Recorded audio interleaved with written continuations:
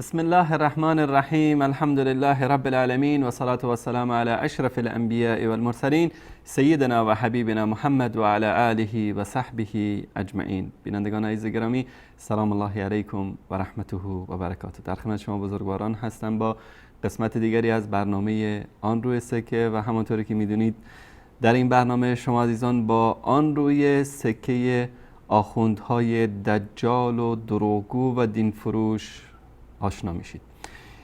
یک نمونه از این آخوندهای دینفروش و دجال و دروغگو و مکار آیت الله دکتر حسینی قزوینی، مدیر شبکه جهانی ولایت یا ضلالت هست.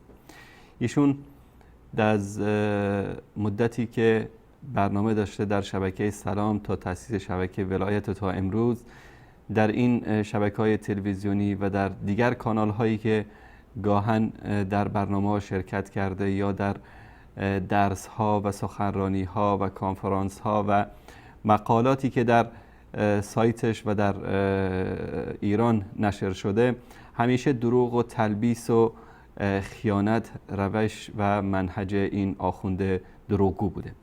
یکی از دروغ‌های خیلی واضح و آشکاری که از بین ده‌ها دروغش ما در شبکه جهانی وسال حق پخش کردیم و لله الحمد تا هنوز هم یکی از این دروغ‌ها رو نتونسته این آخوند دروغگوی مکار حیله‌گر پاسخ بده. دروغی است که به شیخ الاسلام ابن تیمیه رحمت الله علیه زده که ایشون در کتاب منهاج السنه گویا سران مذاهب اهل سنت رو کافر و زندیق میدونن. همونطوری که بارها ذکر کردم، هدف این آخوند مکار و بقیه مراجع و آخوندهای رافضی در ایران و عراق و بقیه کشورهای جهان تفرقه افکنی و اختلاف و ایجاد کینه و دشمنی و عداوت در بین مسلمانان است. با این دروغهاش میخواد بین اهل سنت اختلاف و تفرقه بندازه که گویا یکی از علمای بزرگ جهان اسلام، شیر اهل سنت ابن تیمیه رحمت الله علیه، که خار چشمیش برای روافض و برای این آخوندها، چون کتاب منهاج السنه‌ای که ایشون در رد گمراهی و ضلالت و خزعبلات روافض نوشته، تا هنوز کسی نتونسته به این کتاب جواب بده. به خاطر همین بیشترین کینه و عداوت و دشمنی رو با شیخ الاسلام ابن تیمیه دارن. ایشون در یکی از کلیپ ها تهمتی میزنه به شیخ الاسلام ابن تیمیه که اول این کلیپ رو ببینیم، بارها پخش کردیم، بازم پخش میکنیم با امید این که اینا حداقل یک کمی یک جوی غیرت داشته باشن و بتونن حداقل در مورد این کلیپ دفاع بکنن. دفاع که ندارن، الله حداقل مردانگی و شجاعت داشته باشن، اینقدر آزادگی داشته باشن که بیان معذرت خواهی بکنن از توهین و اهانتی که به اهل سنت کردن و به شیخ الاسلام ابن تیمیه. با هم این کلیپ رو میبینیم. الجزء السادس. آقا تصور کردی جوان عزیز سنی تشریف بردید شما کتابخانه، خلاصه قفسه ها را گشتی، این کتاب را پیدا کردی، جلد ششم پیدا کردی. ببینید اینجا در صفحه 303 ببینید عبارت ابن تیمیه چی عزیز دل من. ما که این دیگه ما که ننوشتیم، ما هم که چاپ نکردیم، تحقیق هم ما نکردیم. این کتاب برای شما عرض کنم در عربستان و سعودی چاپ شده، در 9 جلدم هست. دکتر محمد رشاد سالمم تحقیق کرده از علمای بزرگ اهل سنت. ایشون میاد میگه آقا و اصل المذهب، ریشه مذهب کاری به شیعه هم نداره. نمیگه مذهب شیعه، مذهب اباضی، کل مذهب. انما ابتدعه زنادقة منافقون. اصلا اصل مذهب را بنیانگذارش ملحدین، زندیق ها و منافقین بودن. مرادشون هم فاسد کردن دین اسلام بوده. بابا اصلا شما مذهب شیعه رو استثناء کنید، زیدی رو استثناء کنید، اسماعیلی رو استثناء کنید. آقا بفرمایید آقای جوان حنفی، بفرمایید این حرف آقای ابن تیمیه است نسبت به شما، نسبت به امام اعظم ابو حنیفه. جوان عزیز شافعی، این حرف ابن تیمیه است نسبت به امام شافعی. جوان مالکی، این حرف ابن تیمیه است نسبت به امام مالک. جوان حنبلی، این حرف ابن تیمیه است نسبت به احمد ابن حنبل. میگه اصل المذهب انما ابتدعه زنادقة منافقون. خب حکم منافق چیه؟ و قاتل الکفار و المنافقین. حکم زندیق چیه؟ و قاتل ائمة الکفر یا و قاتل الکفار، برای شما عرض کنم کافتن. خب ببینید اینجا میاد حکم درست میکنه و به دنبال این حکمم فتوای قتل صادر میکنه. شما خیال میکنی اینهایی که الان دارن در یمن، خب این جمعیتی که کشتن نزدیک، برای شما عرض کنم به قول 7000 چقدر جمعیت در یمن کشتن، اینها آیا از این 10,000 یا 8,000 جمعیت اینها 500 نفر شیعه بوده؟ گیریم 1000 نفر شیعه، آیا این 5 یا 6,000 سنی که کشتن اینها گناهشون چه بوده؟ اینهایی که الان نزدیک 70-80 تا مدرسه را ویران کردن، نزدیک 30 تا 40 تا بیمارستان رو ویران کردن، آخه این در کدام دینی، در کدام مذهبه؟ حتی بیمارستان های برای شما عرض کنم بدون مرز را که اصلا اینها رفتن اونجا برای مداوای مجروحین، بیچاره ها، بدبخت ها، خب اینها را برداشتن، اینها نابود کردن. آخه اینها به چه همین فتوا. آقا هر کس وهابی نباشد کافره، هر کس وهابی نباشد منافقه، هر کس وهابی نباشد زندیقه، هر کس وهابی نباشد این مفسد دین هست، باید این بابا نابود بشه. بله دوستان عزیز، این بود کلیپی که ما بارها پخش کردیم این کلیپ رو و خدمت شما عزیزان هم عرض کردیم که این آقا داره دروغ میگه.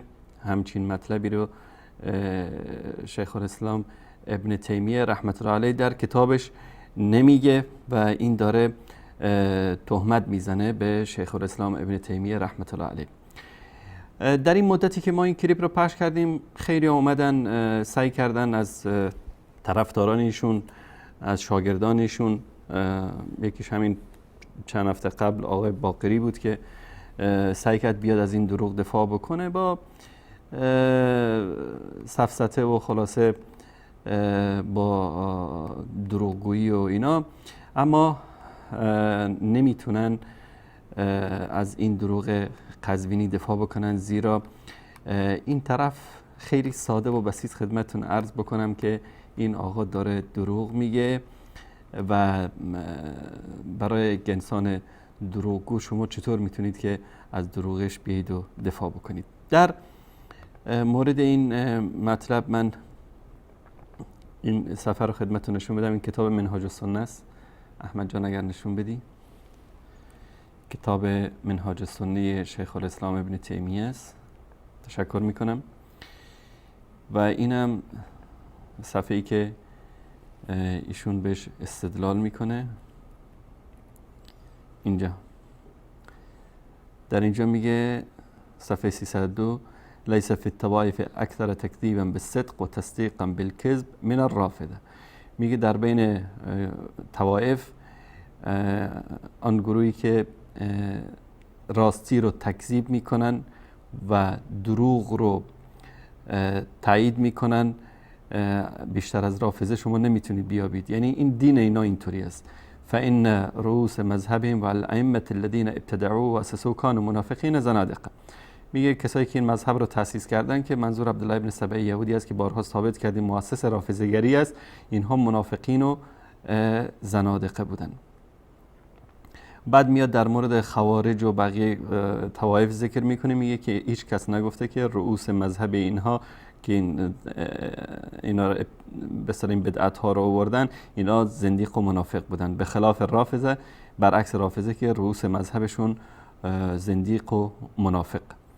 فإن رؤوسهم کانوا کذالک، رؤوس مذهب رافضه‌گری این گونه بودن. و در صفحه بعدی این مطلب دوباره ادامه همون مطلب است و اصل المذهب، اصل مذهب رافضه‌گری است، انما ابتدع و زنادقه و منافقون، که این بدعت رو زنادقه و منافقون آوردن. مرادم افساد دین الاسلام، که منظورشون افساد دین اسلام بود. منظور در اینجا روافض است که مفصل شیخ الاسلام توضیح میده. تشکر احمد جان. و اینم همین کتاب منهاج السنه احمد جان نشان بده، صفحه 300 اصل مطلب از اینجا شروع میشه که در جواب قال الرافضی، در جواب رافضی میاره میگه، بعد در صفحه 301 اقوال رو نقل میکنه در مورد سخنان رافضی، بعد صفحه 302 این مطلب رو در بین گروه دروغگوتر از رافضه کسی نیست، و در اینجا که اصل مذهب رو میاره که دقیقا همون نسخه رو ما داریم نشون میدیم که حتی این سیایی که در اینجا هست در این قسمت اگر ببینید در اصل کلیپی که از قزوینی هم ما پخش کردیم همین قسمت سیایی وجود داره در اینجا. من یک بار دیگر همون مطلب رو نشون بدم خدمتون از کلیپی که ایشون پخش میکنه. صداشو اگر قطع بکنید احمد جان، من فقط این صفحه رو میخوام نشون بدم. ببینید دقیقاً همون نسخه پی دی افی رو که ایشون استفاده کرده، همون نسخه این سیایی رو میبینید در اینجا، دقیقاً همون نسخه پی دی افی رو که ما داریم. نشون بده احمد جان، این نسخه پی دی افی که ما داریم، همین سیایی که اینجا در اسکن این کتاب وجود داشته در صفحه 303 و در فیلمی هم که قزوینی نشون میده دقیقاً همین سیایی وجود داره در اینجا. این به این معنی است که دقیقاً ما همون نسخه پی دی اف رو داریم خدمتتون نشون میدیم که این مکار دروغگو در شبکه خودش نشون داده. به هر حال این بود قضیه این کلیپ. حالا جالب است که من اینو همیشه باید پخش بکنم تا دوستان با این بیشتر آشنا بشن. احمد جان صدا و تصویر داشته باش. فلانی روایات ما رو فلانی روایات ما رو صدرش میخوانه، ذیلش نمیخوانه، چنین و چنان و سر صدا ایجاد کردن. ما دروغگوی ماهر و مکار. حالا بفرمایید مردم قضاوت کنن. ما هیچی نمیگیم. ما نمیگیم اینها دروغگو هستن، مکار هستن، ماهر هستن، چی هستن. خود دوستان بیننده شیعه و سنی ما روایت رو آوردیم رو آنتن، آقایان دیدن. این از این و کلیپی هم دست ما رسیده از درس های فن دروغگویی ایشون. این کلیپ رو هم با هم ببینیم. تمام چون وقتی آدم که دروغ میخواد ببافه میاد تمام ریزکاری ها را طوری بیان میکنه که طرف شبهه‌ای نکنه در اونجا. اگه دروغ ببافه 7-8 تا دروغ هم مقدمه مؤخره میاره، مسئله را طبیعی جلوه بده. بله وقتی که ایشون میخواد دروغ بگه یک 7-8 تا دروغ ما قبل و ما بعد میاره، مانند این کلیپ که بعد از اون میگه که در یمن فلان کردن و اینو کشتن و اینو بستن و اینو خوردن و بردن، که بیننده فکر بکنه که طبیعی است. حالا یک کلیپ جدید دوستانمون در بخش پژوهش پیگیری چند روز قبل به من دادن. این کلیپ خیلی جالب است. یک بیننده آقای اویس از آلمان زنگ میزنه، چون الحمدلله بعد از پخش این دروغ‌های ایشون بیننده‌های فهیم شبکه جهانی به صالح حق با فن دروغگویی و با خباثت این آخوند رافضی آشنا شدن. الحمدلله اساسا دارن زنگ میزنن به شبکه زلالت و گیر میدن به این آخوند که چرا دروغ میگه. این کلیپ رو با هم ببینیم، خیلی جالبه. سوال من رو شما جواب بدین. آقای قزوینی، آقای دعای شما را با صدها دروغی که شما در تلویزیون میگوید، اما طور که نشان میده بر مردم با دلایل و حقایق، شما چرا یک ویدیو آقای انصاری رو نشان نمیدید؟ خب عزیز دل من، اونها دروغ پردازی میکنن، والله افترا میبندن. چرا الان ما 5 سال میگیم بیاد مناظره کنید، چرا جرئت نمیکنن بیاد مناظره؟ من به همون عبدالله حیدری گفتم آقا من دروغ میگم، بیایید در رابطه با دروغ های من مناظره کنیم، راست میگید. عبارتی من میگم، اولش میبرن، وسطش میبرن، آخرش میبرن. یک چیز آش برای شما عرض کنم، شل قلمی درست میکنن. بله آقای قزوینی اینجا دروغ گفته. حالا بحث رو عوض نکنید. بله. حالا بحث رو عوض نکنید و بیننده گیر داده بود که شما دروغای شما رو با سند و مدرک آقای انصاری پخش میکنه. تا اسم منم که میارن از اسم منم میترسن، از قیافه منم میترسن، رو اسمم چیز کردن، صدا رو قطع کردن که اسم واضح نشه. به هر صورت دیگه میگن خائن خائف است. میاد در اینجا حرف عجیبی میزنه، میگه ما از 5 سال به این طرف ما اعلان مناظره کردیم. بابا بیشر، بی حیا، سنگ پای قزوین، 5 سال ما داریم میگیم که آقا بیا از یکی از دروغات دفاع بکن. اتفاقا موضوع مناظره را ما تعیین کردیم، گفتیم تو بیا از یکی از دروغات دفاع بکن. بعد میگه که من به عبدالله حیدری گفتم که بیاد. چه ربطی داره به استاد عبدالله حیدری گفتی؟ اصلا استاد عبدالله حیدری تو شبکه وصالت حالا برنامه زنده نداشته. شما چسبیدی به استاد عبدالله حیدری. تو اینجا بیا.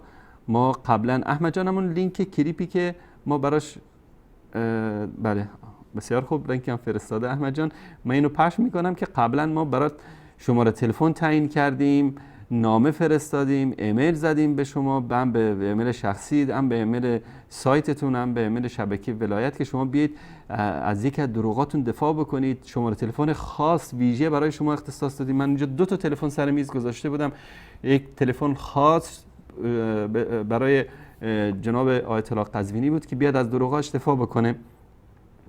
بعد میاد با پررویی میگه که من 5 ساله که گفتم که بیاید با من مناظره بکنید، با موضوع مناظرم دروغهای من باشه. خب ما 5 ساله که ما اینو گفتیم، کلیپ شما داریم، شما دروغ میگی جناب آیت الله قزوینی دروغگو. ما بله این لینک فرار قزوینی از مناظره است که من این رو انشاءالله قسمت های از این کلیپ رو من برای شما پخش میکنم. این دقیقاً در چه تاریخی بود احمد جان؟ کلیپ 1 سال قبل، در ببینید در جنوری 2015 در تاریخ 12، یعنی تقریباً میشه گفت که 2 سال میشه دیگه احمد جان، درسته تقریباً؟ بله در 12 جنوری یا ژانویه 2015 این کلیپ رو ما پخش کردیم و در برنامه زنده هم نشون دادیم. قسمت های از این کلیپ رو من خدمتتون پخش میکنم. عنوان کلیپ هم از فرار آیت الله دکتر حسینی قزوینی از مناظره با شبکه جهانی وصال حق.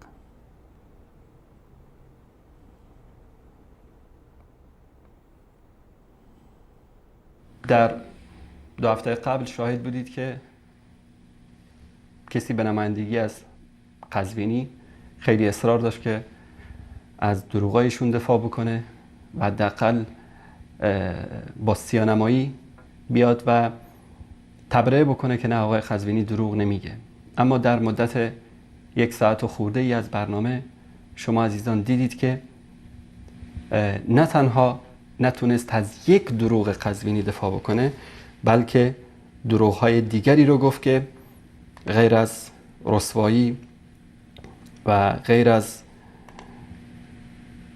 افتضاح چیز دیگری برای قزوینی و دار و دسته شبکه ایشون به بار نیاورد.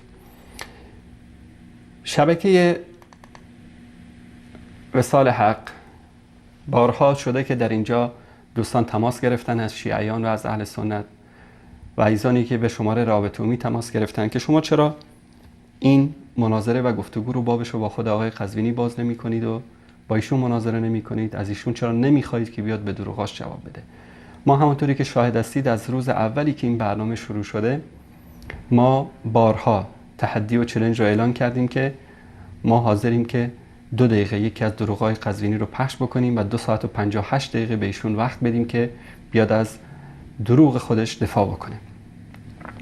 بعد از این گفتگوی که اسمشو گذاشتن مناظره، من نمیگم مناظره، گفتگویی بود که چه دوستان ما و چه اونا اصرار دارن بهش بگن مناظره، اما گفتگویی بود که به عنوان یک بیننده عادی در نظر من، اما در حقیقت نماینده آیت الله قزوینی و شما بسنجین که این آیت الله ها در چه سطحی از علم و معرفت قرار دارن، مادامی که این چنین اشخاصی رو به عنوان نماینده خودشون میفرستن.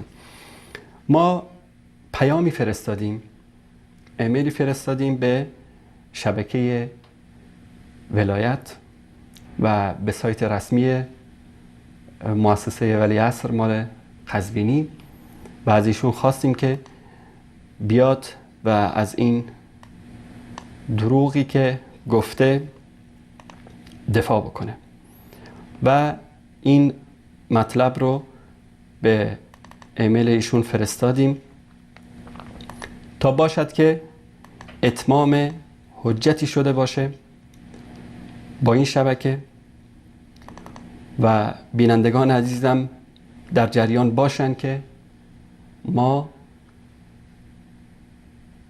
به هر کی که بخواد اما در جایگاه علمی قرار داشته باشه که بتونه از دروغ‌های خودش دفاع بکنه، حاضریم در این شبکه وقت بدیم. در این پیام نوشتیم السلام علی من اتبع الهدی. جناب آقای آیت الله دکتر حسینی قزوینی، رئیس شبکه رافضی ولایت، پیرو گفتگویی که با نماینده شما با موضوعیت اثبات دروغ جناب عالی به امام شمس الدین ذهبی که ادعا نموده بودید که ایشان امام ابو عبدالله محمد ابن اسماعیل بخاری رحمه الله صاحب کتاب صحیح بخاری را ثقه نمی‌داند و نماینده شما در بیشتر از 1.5 ساعت نتوانست این دروغ شما را توجیه کند.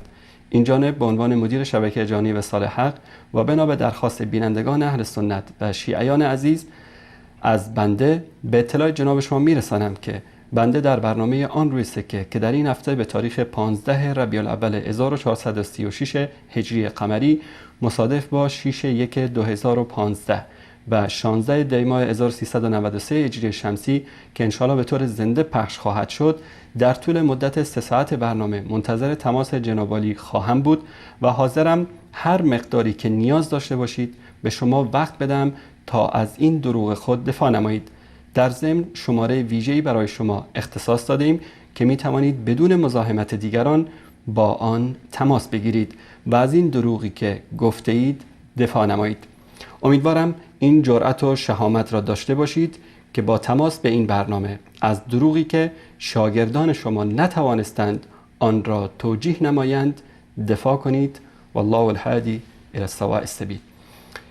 این پیامی بود که من فرستادم برای این شبکه و برای اینکه دوستان عزیز مطمئن بشن از ارسال این پیام، من تصویر این ارسال پیام رو هم ویدیوشو گرفتم که عزیزانمون دارم.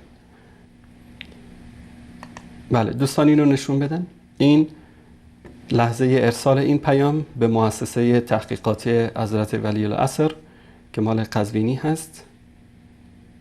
نص همون پیام ما اینجا شماره رو مخفی کردیم در ویدیو تا که مثل هفته گذشته نشه و بینندگان تماس نگیرن به این شماره.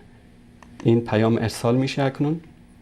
البته ارسال شده، روز شنبه گذشته ارسال شده. این لحظه ارسال این پیام هست. بله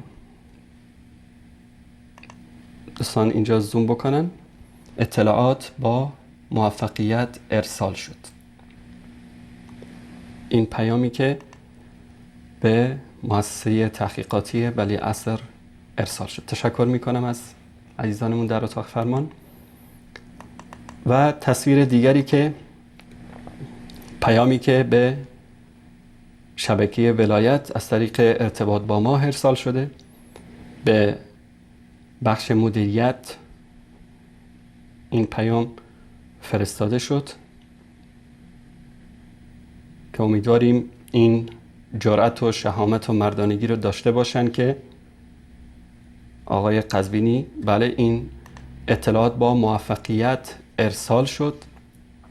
جهت تاکید ما به بخش‌های دیگر این شبکه هم این پیام رو فرستادیم. دوستان عزیز اگر نشون بدن همین پیام رو ما به بخش روابط عمومی این شبکه هم فرستادیم. این صفحه اصلی سایتشون هست، این بخش روابط عمومی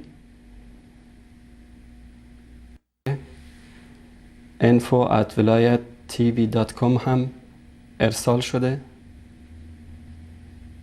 دوستان عزیز که 100% مطمئن بشیم که این مطالب به ایشون رسیده. همین مطلب رو دوباره ما به ایمیل روابط عمومی شبکه ولایت هم فرستادیم.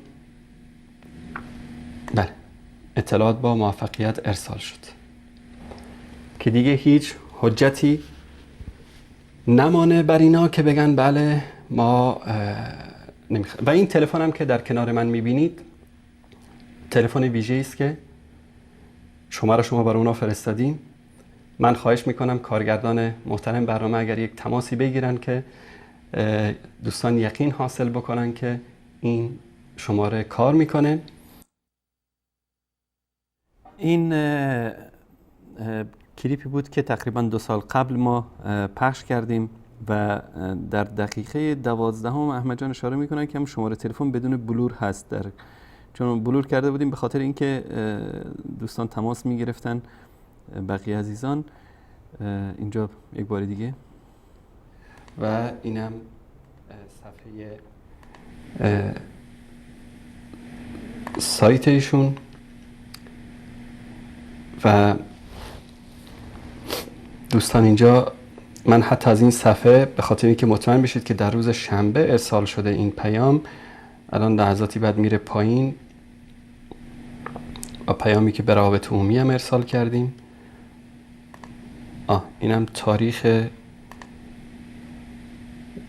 3/1/2015 این پیام ارسال شده و هم به ایمیل شبکه ولایت و هم به روابط عمومی هم به مدیریت. امیدواریم که الله سبحانه و تعالی چهره واقعی اینها رو همونطوری که امشب عیان شد برای شما عزیزان بیش از پیش رسوا بکنه. دوستان بازم نشون بدن این ایمیل همچنین به روابط عمومی شبکه ولایت ارسال شده، همین شماره تلفن، و امشب ما منتظر بودیم که آقای اینجا شماره تلفنی است که در ویدیوی قبل از پخش ما بلور کرده بودیم تا غیر از آقای قزوینی کسی دیگه نتونه زنگ بزنه و این شماره تلفن ویژه بود 2044 1890 219 که مدت 3 ساعت ما در برنامه منتظر بودیم و ایشون تماس نگرفت. این خلاصه ای از ویدیویی بود که تشکر میکنم احمد جان لینکش رو فرستادن و این وضعیت جناب آیت الله دکتر حسینی قزوینی است. نکته دیگری که در کلیپ ایشون بهش اشاره کرد اگر متوجه شده باشید، گفت که اینا میگیرن کلیپ ها رو تقطیع میکند. اینجا توجه کنید. سال میگیم بیاد مناظره کنه، چرا جرئت نمیکنن بیاد مناظره؟ من به همون عبدالله حیدری گفتم دروغ پردازی میکنن و خب عزیز دل من اونها دروغ پردازی میکنن والله افترا میبندن. چرا الان ما 5 سال میگیم بیاد مناظره کنه، چرا جرئت نمیکنن بیاد مناظره؟ من به همون عبدالله حیدری گفتم آقا من دروغ میگم، بیایید در رابطه با دروغ های من مناظره کنیم. راست میگید؟ عبارتی من میگم اولش میبرن، وسطش میبرن، آخرش میبرن. یک چیز آش برای شما عرض کنم، شل قلمی درست میکنن. بله آقای قزوینی اینجا دروغ گفته. حالا بحث رو عوض نکن. سوال من شما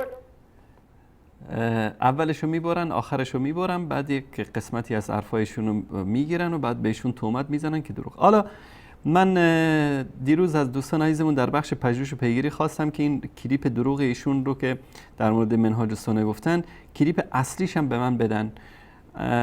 اینجا این کلیپی است که ما به اصطلاح اولش رو بریدیم، آخرش رو بریدیم طبق قول خودشون، و همون قسمتی که ایشون دروغ گفته، چون که 2 ساعت صحبت میکنه نمیشه که همه رو پخش کرد، موضوعات مختلف مطرح میکنه، ما هم قسمت دروغش رو میگیریم که دروغی میگه بعد کل برنامه رو بر اساس همین دروغ پایه‌ریزی میکنه. احمد جان نشون بده اینجا تاریخ 7/3/2016 7/3 این کلیپ تختی شده ایشون هست و اینم تاریخ 7/3/2016 اصل کلیپ برنامه است. این اصل کلیپ برنامه رو با هم برای بچه‌ای که پشت دوربین ها هستن، صدا بردار و عوامل فنی و همه دست به دست هم اومدیم یک شب دیگه به خونه های شما. امامت و ولایت اسم برنامهشون هست و در مقدمه میگه و خلاصه در دقیقه از اینجا شروع میکنه صحبتاشو در مورد شیخ الاسلام ابن تیمیه.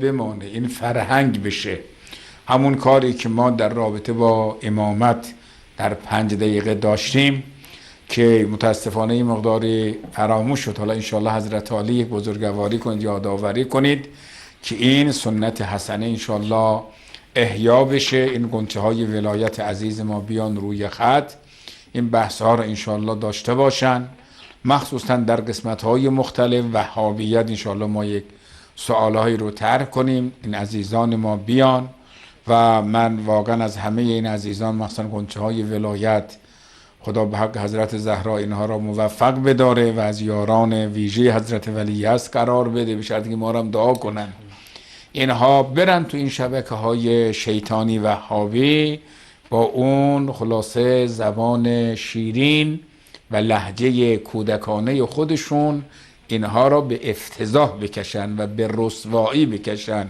همونطوری که اون عزیزمون از یزد وقتی رفت تو این شبکه وهابی کلمه گفت من حاضرم در 5 دقیقه امامت الهی و خلافت بلافصل علی علیه السلام را از کتاب و سنت با سند صحیح از کتاب‌های شما اثبات کنم. این مجریشون آقای با عقل بدنش به لرزه افتاد و پرت پرت افتاد، سریع هم تلفنش قطع کردن. و من واقعا یکی از راهکارهایی که واقعا میشه این وهابیت رو رسوا کرد رفتن روی خط ایناست. و ما که میگیم بیاید مناظره نمیان. برای شما عرض کنم برای امثال دوستان ما هم که میرن قطع میکنن. ولذا من معتقدم یکی از راهکارها همین هست که این عزیزان ما برن، مخصوصا حالا ما این رو داریم میگیم به قول از رمز رموز پدرها یا مادرها زنگ بزنن وقتی که وصل شد به آنتن بدن به این کوچوله ها، چون ما یقین داریم این غنچه های ولایت وصل بشن یقینا اینها رو نمیگذارن صداشون پخش بشه. ولی یکی از راهکارهاش اینه، چون دیگه ما راهی نداره غیر از این که اینجا ما اعلام کنیم، ما چون ما چیزی مخفی نداریم ما که بیام آقا این تاکتیک ما، این استراتژی ما، نه آقا ما هرچه داریم ظاهر باطنمون این هست. ولی من دوست دارم که انشالله این عزیزان ما خوب دقت کنن این بحث ها را. و یک نکته ای هم برای عزیزان اهل سنت من دارم عرض می کنم. البته اهل سنت شکر خدای عالم غالبا متوجهن، بیدارن و قضیه دستشون هست. شاید 90% 95% جوانهای اهل سنت ماهیت پلید وهابیت رو میدانن چیه. اگرم نمیدانستن در این قضیه موصل، در قضیه سوریه که این همه علمای بزرگ اهل سنت، جوانهای اهل سنت رو اینها به خاک خون کشاندن، اینها دیگه گمانم دیگه روشن شدن، مگر اینکه دیگه یک نفر اول ما خلق اللهش معیوب باشه روشن نشه، یعنی واقعا. ولی من این چند تا نکته رو من عرض می کنم و تقاضا می کنم این رو از جوانهای عزیز اهل سنت، از علمای بزرگوار اهل سنت، دانشجویان اهل سنت، طلبه های جوان اهل سنت. ما معمولا صفحه کتاب رو اینجا نشان میدیم و اینها برن ببینن، اگرم قبول ندارن این رو غالب این کتاب ها الان در اینترنت هم نباشه در نرم افزارهای علوم اسلامی این کتاب ها هست. ببینن این واقعا مطالبی که ما داریم نقل میکنیم واقعیت داره یا دروغه. اگر دروغ بزرگواری کنن بیان روی خط بگن فلان این حرفایی که شما زدید این دروغ بوده، و اگر واقعا راست هست یه مقداری فکر بکنن قبل از آنکه خودشون و خانوادهشون گرفتار این فتنه و این پلیدی بشود، خلاصه به فکر باشن. ببینید این کتاب منهاج السنه ابن تیمیه حرانی هست. بله دوستان عزیز، ما قبلش رو پخش کردیم، از شروع مقدمه‌ای که گفت همه رو پخش کردیم، هیچی هم سانسور نشده. از این به بعد کلیپی است که ما تقطیع کردیم و بارها پخش کردیم که اصل موضوع دروغ ایشون هست. اینجا عزیزان دقت کنن، اگر اتاق فرمان مشکلی ندارن مانیتور من رو محبت بکنن. ببینید این کتاب منهاج السنه لابن تیمیه الجزء السادس. آقا تصور کردی جوان عزیز سنی تشریف بردید شما کتابخانه، خلاصه قفسه ها را گشتی، این کتاب را پیدا کردی، جلد ششم پیدا کردی. ببینید اینجا در صفحه 303 ببینید عبارت ابن تیمیه چی عزیز دل من. ما که این دیگه ما که ننوشتیم، ما هم که چاپ نکردیم، تحقیق هم ما نکردیم. این کتاب برای شما عرض کنم در عربستان سعودی چاپ شده، در 9 جلدم هست. دکتر محمد رشاد سالمم تحقیق کرده از علمای بزرگ اهل سنت. ایشون میاد میگه آقا و اصل المذهب، ریشه مذهب کاری به شیعه هم نداره، نمیگه مذهب شیعه، مذهب عباسی، کل مذهب. انما ابتدعه زنادقة منافقون. اصلا اصل مذهب را بنیانگذارش ملحدین، زندیقها و منافقین بودن. مرادشون هم فاسد کردن دین اسلام بوده. بابا اصلا شما مذهب شیعه رو استثناء کنید، زیدی رو استثناء کنید، اسماعیلی رو استثناء کنید. آقا بفرمایید آقای جوان حنفی بفرمایید این حرف آقای ابن تیمیه است نسبت به شما، نسبت به امام اعظم ابو حنیفه. جوان عزیز شافعی این حرف ابن تیمیه است نسبت به امام شافعی. جوان مالکی این حرف ابن تیمیه است نسبت به امام مالک. جوان حنبلی این حرف ابن تیمیه است نسبت به احمد ابن حنبل. میگه اصل المذهب انما ابتدعه زنادقة منافقون. خب حکم منافق چیه؟ و قاتل الکفار و المنافقین. حکم زندیق چیه؟ و قاتل ائمة الکفر یا و قاتل الکفار برای شما عرض کنم کافتن. خب ببینید اینجا میاد حکم درست میکنه و به دنبال این حکمم فتوای قتل صادر میکنه. شما خیال میکنی اینهایی که الان دارن در یمن، خب این جمعیتی که کشتن نزدیک برای شما عرض کنم به قول 7000 چقدر جمعیت در یمن کشتن. اینها آیا از این 10,000 یا 8,000 جمعیت اینها 500 نفر شیعه بوده؟ گیریم 1000 نفر شیعه. آیا این 5 یا 6,000 سنی که کشتن اینها گناهشون چه بوده؟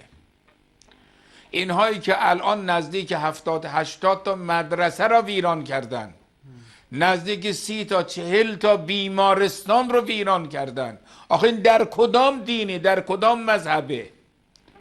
حتی بیمارستان های برای شما عرض کنم بدون مرز را که اصلا اینها رفتن اونجا برای مداوای مجروحین، بیچاره ها، بدبخت ها، خب اینها را برداشتن، اینها نابود کردن. آخه اینها به چه همین فتوا. آقا هر کس وهابی نباشد کافره، هر کس وهابی نباشد منافقه، هر کس وهابی نباشد زندیقه، هر کس وهابی نباشد این مفسد دین هست، باید این بابا نابود بشه. یا شما ببینید این کتاب مجموع فتاوای ابن تیمیه هست، جلد 22، شما همین رو در نرم افزارهای علوم اسلامی هم بیارید. بله، تا اینجا مطلب اول تموم شد. میپردازه به دروغ بعدی، به مطلب بعدی. ما قبلش هم گذاشتیم، ما بعدش هم گذاشتیم، گرچه خسته کن بود برای بینندگان عزیز، بارها دیدن، بارها پخش شده، اما به خاطر اینکه دروغگویی و خباثت و افساد این آخوند رو نشون بدیم، خدمت شما عزیزان ما قبل و ما بعدش هم گذاشتیم، کامل کلیپ رو پخش کردیم. ما در بخش پیگیری وقتی کلیپ رو دوستان تقدیم میکنن بارها بهشون گفتیم که حتما یک چند ثانیه قبل و بعد رو هم بگذارن که برای اینا دیگه فردا بهانه‌ای درست نشه که بگن والا حرف ما رو قسمتش رو گرفتن، ما قبل و بعدش چیزایی گفته بودیم. نه خیر جناب آیت الله دکتر حسینی قزوینی، ما قبل و ما بعدش چیزی نیست. اصل دروغ شما که در مورد سران مذاهب اهل سنت گفتید همین قسمت بود که ما اینجا خدمت بینندگان عزیز نشون دادیم. بعد از این شما منتقل میشید به قسمت بعدی و دروغ بعدی که گفتید. این بود واقعیت این آخوند خبیث. ما در شبکه جانی وصال حق رسما همینجا در همین برنامه اعلان میکنم که آقای قزوینی شما هر موقعی که بخوایی، هر موقعی که دوست داشته باشی، چند دقیقه و چند ساعت که میخوایی، الان مثلا ما تقریبا حدود 43 دقیقه از برنامه گذشته، میخواید 2 ساعتی که مونده، 2 ساعت خوردی، 2 ساعت کامل شما به شما اختصاص میدیم، به شرطی که بیایی فقط در مورد دفاع از همین دروغت صحبت بکنی. هر چه سند و مدرک هم دوست داری از کتابای ابن تیمیه بیار که گفته باشه سران مذاهب اهل سنت کافر و زندیق هستن، اما یقین داشته باشید که ندارن، نه غیرت، نه شهامت، نه مردانگی، نه جرأت و نمیتونن هم از این دروغ قزوینی، نه خودشون نه شاگردانش نه 200 کارشناس و مجتهد و حوزه‌ای و دانشگاهیشون که تو شبکه ولایت با این همکاری میکنن از این دروغ قزوینی دفاع کنن. چرا؟ ایشون دروغ گفتن. از همین لحظه عزیزانم شماره تلفن‌های برنامه رو زیرنویس میکنن و شما عزیزان میتونید تماس بگیرید و در رابطه با موضوعات مختلفی که در این برنامه مطرح شده تا کنون اظهار نظر بکنید و هر کی هم که دوست داره به نمایندگی از آقای قزوینی بیاد از دروغ ایشون دفاع بکنه در مورد اینکه آیا ابن تیمیه واقعا سران مذاهب اهل سنت رو در کتاب منهاج السنه یا در هر کتاب دیگری کافر و زندیق گفته، هر دلیل و سند و مدرکی داشته باشن میتونن بیان و در برنامه اظهار بکنن. برای 2 تا شماره تلفن عزیزانمون اعلان کردن که در صفحه تلویزیون نوشته شده و همچنین از طریق ایمیل live@wasalfa.tv شما بزرگواران میتونید پیام بفرستید و ایمیلاتون انشالله در برنامه خواهیم خوند و اسکایپ وصال حق هم آماده دریافت پیام ها و تماس های شما عزیزان هست. شماره پیامگیر شبکه جانی وصال حق رو هم میتونید استفاده کنید برای ارسال پیام ها. اولین تماس رو میگیریم. سلام علیکم، بفرمایید.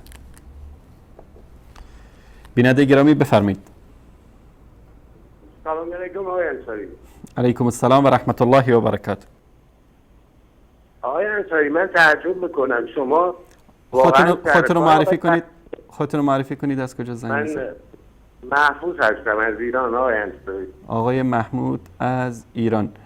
برادر عزیز نه تعجب بکنید و نه این ور اون ور. فقط آقای قزوینی یک دروغی رو گفته. شما اگر که میتونید و توانایی علمی دارید که این دروغ ایشون رو ثابت بکنید از کتاب منهاج السنه، من اینجا نرم افزارم دارم و کتاب منهاج السنه اینجا همیشه تو هر برنامه با من هست اینجا که شما جلد و صفحه رو بگید من بیارم تا بینندگان عزیز متوجه بشن. منتها فلسفه نگید و حاشیه نرید برادر عزیز بزرگوار، خواهش میکنم. آقای انصاری ببخشید سوء تفاهم شد. من نخواستم از آقای قزوینی دفاع کنم، من خواستم به شما عرض کنم که شما سرکار آقای قزوینی نرید. آقای قزوینی این شیوه گفتمانه که میاد یه مباحث به قول معروف دروغ و انقدر بزرگ میگه که کسی درش تردید نکنه. بعد شما دنباله این دروغ بزرگ بیایید یک ساعت برنامه‌تون اختصاص میدید به اینکه مثلا ایشون ادعا کرده قبل زدن و بعدش زدن یک کامل این صحبت‌هایی رو پخش. یعنی اگر این یه مورد مگه هست که شما اینقدر حساسیت بکنید؟ ایشون صدها و دهها دروغ. من بارها زنگ زدم به شبکه ولایت به عنوان یه شیعه‌زاده که به ایشون یه سوالای اعتقادی مطرح کنم در رابطه با همون تناقضایی که صحبت‌های خودش هست. درست. اصلا امکان نمیدن که صحبت کنه. شما میگه بمونید زنگ میزنیم میمونی، بعد میبینی 3 تا آدم 2 تا آدم گزینشی بیان صحبت میکنن. بعد از مثلا 1 ساعت و نیم برنامه داره، حداقل 45 دقیقه‌اش یه سری تکراری، یه سری تکرار انگار که منبر داره صحبت میکنه، تکرار مکرر. اصلا آمادگی برای این مباحث نداره و من از شما خواهش می‌کنم در کار این نرید و این برای بیننده‌های شما که مهرس بده. یعنی واقعا کمتر بیننده‌ایه که دچار تردید بشه نسبت به صحبت‌هایی که شما مطرح می‌کنید، نسبت به دروغ‌هایی که میگه، نسبت به تلبیسی که ایشون می‌کنه و برید روی مطالبی که بیشتر روشنگری اعتقادی کنه، بیشتر در واقع تناقضایی که در این تشیع هست استدای اینه که سرکار نرید خلاصه این کلام. ممنون میشم آقای زنده باشید آقا محمود. تشکر از شما برادر عزیز. خدا نگهدارتون. تماس بعدی. سلام علیکم، بفرمایید. تماس بعدی. سلام علیکم. بله بله. بیننده عزیز سلام علیکم، بفرمایید. سلام استاد بزرگ، وقتتون بخیر. سلامت باشید، بفرمایید. استاد بزرگوار، شما زن قزوینی شیطان از این گلایه دارید این بزرگ ایشون که خمینی دجال بود، موقعی که آمد وعده وعود برق مجانی و مجانی و خونه مجانی داد. درست. این جنایتکاران اینا که شاگردان خمینی دجال هستن. اون دجال که اینقدر دروغ گفت، سر مردم و شیره مالید و به درک واسه شد رفت و 1000 میلیارد 2000 میلیارد براش یک کاخ درست کردن. اون با اون دروغش که به درک رفت، این دجالای دیگه هم شاگرد ایشونن دیگه. از اینا شما از قزوینی دجال و امثال ایشون گلایه نداشته باشه که اینا دروغ میگن. اینا جد آباد اینا دروغ گفتن و دروغ میگن و دروغ هم خواهند گفت. با امید نابودی رژیم دجال خامنه‌ای جنایتکار موفق و کامیاب باشید. خدا نگهدارتون. سلامت باشید. تشکر از شما. خدا نگهدارتون. بیننده بعدی سلام علیکم، بفرمایید. سلام علیکم. علیکم السلام و رحمت الله و برکاته. وصال حق. وصال حق، بفرمایید. من احمد مصطفی از اوکراین تماس شدم. بفرمایید. تشکر میکنم از برنامه شما. سلامت باشید. بسیار تشکر میکنم. من هر روز میبینم برنامه شما را. استاد محترم، خواستم یک امرایشون به امر شما تماس شدم. تشکر از شما برادر عزیز احمد مصطفی بزرگوار. الله متعال رحم کنه. همچنان. خدا حافظ. خدا نگهدارتون. بیننده بعدی سلام علیکم، بفرمایید. سلام علیکم. علیکم السلام و رحمت الله و برکاته. با درود و سلام فراوان خدمت استاد بزرگ جناب آقای انصاری. سلامت باشید. تشکر از شما. ابراهیم هستم، از ایران تماس میگیرم. آقای ابراهیم عزیز بفرمایید. در خصوص کلیپی که پخش کردیم جناب آقای انصاری، به نظرم من پیشنهاد میکنم شما یه برنامه بذارید و یک کلیپ راست از آقای قزوینی پخش کنید و اینو جایزه بذارید. برای شبکه ولایت جایزه حق گفت بذارید، جایزه 1000 میلیاردی بذارید که یه راست گفته باشه. یکی از این روحانیون ایران یه راست گفته باشه. یکی از این شیعه های در کنده قوم یه راست گفته باشه. این آقای قزوینی همون کلیپ 1000 تا 1100 که نتونستن بشمارن، اون اگه هر روز هم شما پخش کنید، همون برای اول تا آخر همین حوزه علمیه بس باید باشه. ایشون اشاره میکنه به کشتار اهل سنت موصل و یمن و نمیدونم سوریه و حلب و اینا که همه خود دست خودشون تو کاره. درست. اینا همه دست خودشون تو کاره. اسنادت هست، کلیپات هست، فیلمات هست، خبرنگارا رفتن تحقیق کردن، مصاحبه هاشون هست. اینایی که اومدن برگشتن، از همین افرادی که اومدن ایران از حلب برگشتن، از این کشتار برگشتن، از این همه عذاب وجدانی که الان دنبال روانپزشک و دنبال این پزشکای آرامش اعصاب و نمیدونم این چیزا هستن. اینا رو ما به مرور همه رو میبینیم آقای انصاری. درست. اینا یک کدومتون راست نمیگن که کدومش راسته آخه؟ از اولی که اینا بنای شیعه سیاسی رو گذاشتن، شما یک کلیپ راست از اینا اگه پخش کردین درست. اون وقت اینا میشه حرف اینا رو باور کرد. به این مناسبت من درخواست میکنم. تشکر شما. من از دوستان خواهش میکنم اگر کلیپ راستی از ایشون داشتن برای ما بفرستن تا پخش بکنیم. تشکر شما. مطمئناً پیدا نمی‌کنید آقای انصاری، مطمئناً پیدا نمی‌کنید. با توجه به برنامه‌های روشنگرانه شما و برنامه‌هایی که ما از شبکه ولایت می‌بینیم، شما فکر نکنم بتونید یک کلیپ یه حرف راست از این آخونده پیدا کنید. درست. من خداحافظی می‌کنم آقای انصاری. تشکر شما. تشکر آقای ابراهیم. الله متلفظتون کنه. بیننده بعدی سلام علیکم، بفرمایید. سلام علیکم.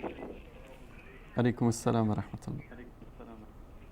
زنده باشید جناب آیاز محمد آقای انصاری. آقای رضایی بفرمایید در مورد مطلبی که پخش کردیم اگر صحبتی دارید میشنویم شما. من که قبل از 1 سال قبل خدمت شما عرض کردم دستمو ولی نسبت به ابن تیمیه من هیچ اطلاعاتی ندارم، هیچ تحقیقاتی ندارم نسبت به ایشون. اگر اجازه بدید موضوع دیگه قرآنی است، یه سوال قرآنی از محضرتون دارم و اگرم که چیزی میذارم برای یه وقت دیگه که اجازه بفرمایید. خیلی مختصر بفرمایید. سوالم 2-3 دقیقه استاد طول میخوره، اشکال داره؟ 2 دقیقه. دوستان تایمر بگذارن 2 دقیقه. سعیامو میکنم ولی شما هم بزرگواری کنید مثل که تا حالا بزرگواری کردین در حق ما. اگر حالا سوالم رو یه مقداری اشکال شد که ما بهم فرصت بدید. استاد عزیزم میخوام شروع کنم که بسم الله الرحمن الرحیم. خدای متعال جل و علا همه مؤمنان را دعوت گرفته است که او را عبادت کنند و در سوره احزاب آیه 40-41 از ظاهرا که میفرماد یا ایها الذین آمنوا اذکروا الله ذکرا کثیرا و سبوه بکرة و اصیلا و این نه فقط و سبحوه بله سبحوه بکرة و این نه فقط سبحوه بکرة و اصیلا. خدا خیرت بده ان شاء الله. این وظیفه فقط مؤمنین نیست، در رأس همه مؤمنین شخص پیامبر صلی الله علیه و آله و سلم و در قبل هم پیامبران و این در امت محمد صلی الله علیه و آله و سلم که این قانون نهادینه شده است برای امت قبل هم بوده است. مثلا بر حضرت هارون علیه حضرت موسی علیه السلام وقتی که خداوند متعال بهش امر میکنه که برو به سوی فرعون و او رو دعوتش کن، به نص قرآن کریم که میفرماد انه طغی، بعد حضرت موسی برای رفتن به سوی فرعون از خدا مسئلت میکند که رب اشرح لی صدری و یسر لی امری واحلل عقدة من لسانی یفقهوا قولی، تا اونجا که میفرماد این امکانات رو در اختیار من بگذار، به توسط برادرم هارون مرا قوی کن، استدلال مرا قوی کن، میخوام برم به جنگ تا نتیجتا کی نسبه کثیرا، تا به این توسطی که هارون را برادر من قرار بدی و وزیر من قرار بدی در این مأموریت من موفق بشم ذکر تو را کثیر بگم. و خدای متعال جل و علا بهش خطاب میکنه که یا موسی قد اوتیت سؤالک یا موسی، اجابت کردیم از تو و این خواسته رو بهت دادیم. و همین برای خاتم الانبیا هم قرآن کریم در سوره شهر میفرماد که الم نشرح لک صدرک، یعنی همون شرح صدری که به موسی دادیم به تو هم دادیم، به توسط او را به توسط هارون و تو را هم که همون دعایی که کردی علی علیه السلام را خواستی که وزیرت باشد و انت منی به منزلت هارون من موسی، این فضیلت رو در اختیار تو قرار دادیم. حالا در کجای قرآن گفته که ای رسول ما علی را وزیر تو قرار دادیم؟ در کجا گفت؟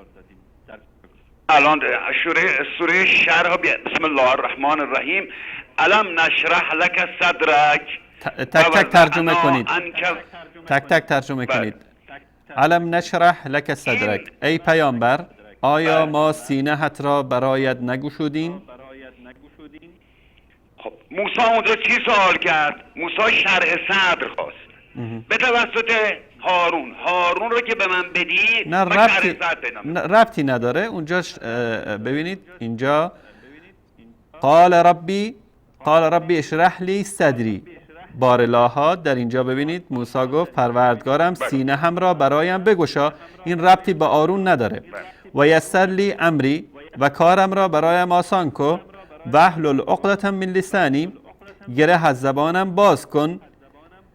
یفقهوا قولی، سخنانم را بفهمن. واجعل لی وزیرا من اهلی، بعد از اینکه این چیزا رو به من دادی برای من وزیریم از اهل خودم قرار بده. هارون اخی، که برادرم هارون باشه. و کار هارون چی بود؟ اشدد بهی ازری، که به وسیله او پشت مرا محکم بکنی. نه به وسیله هارون برای من شرح صدر بدی.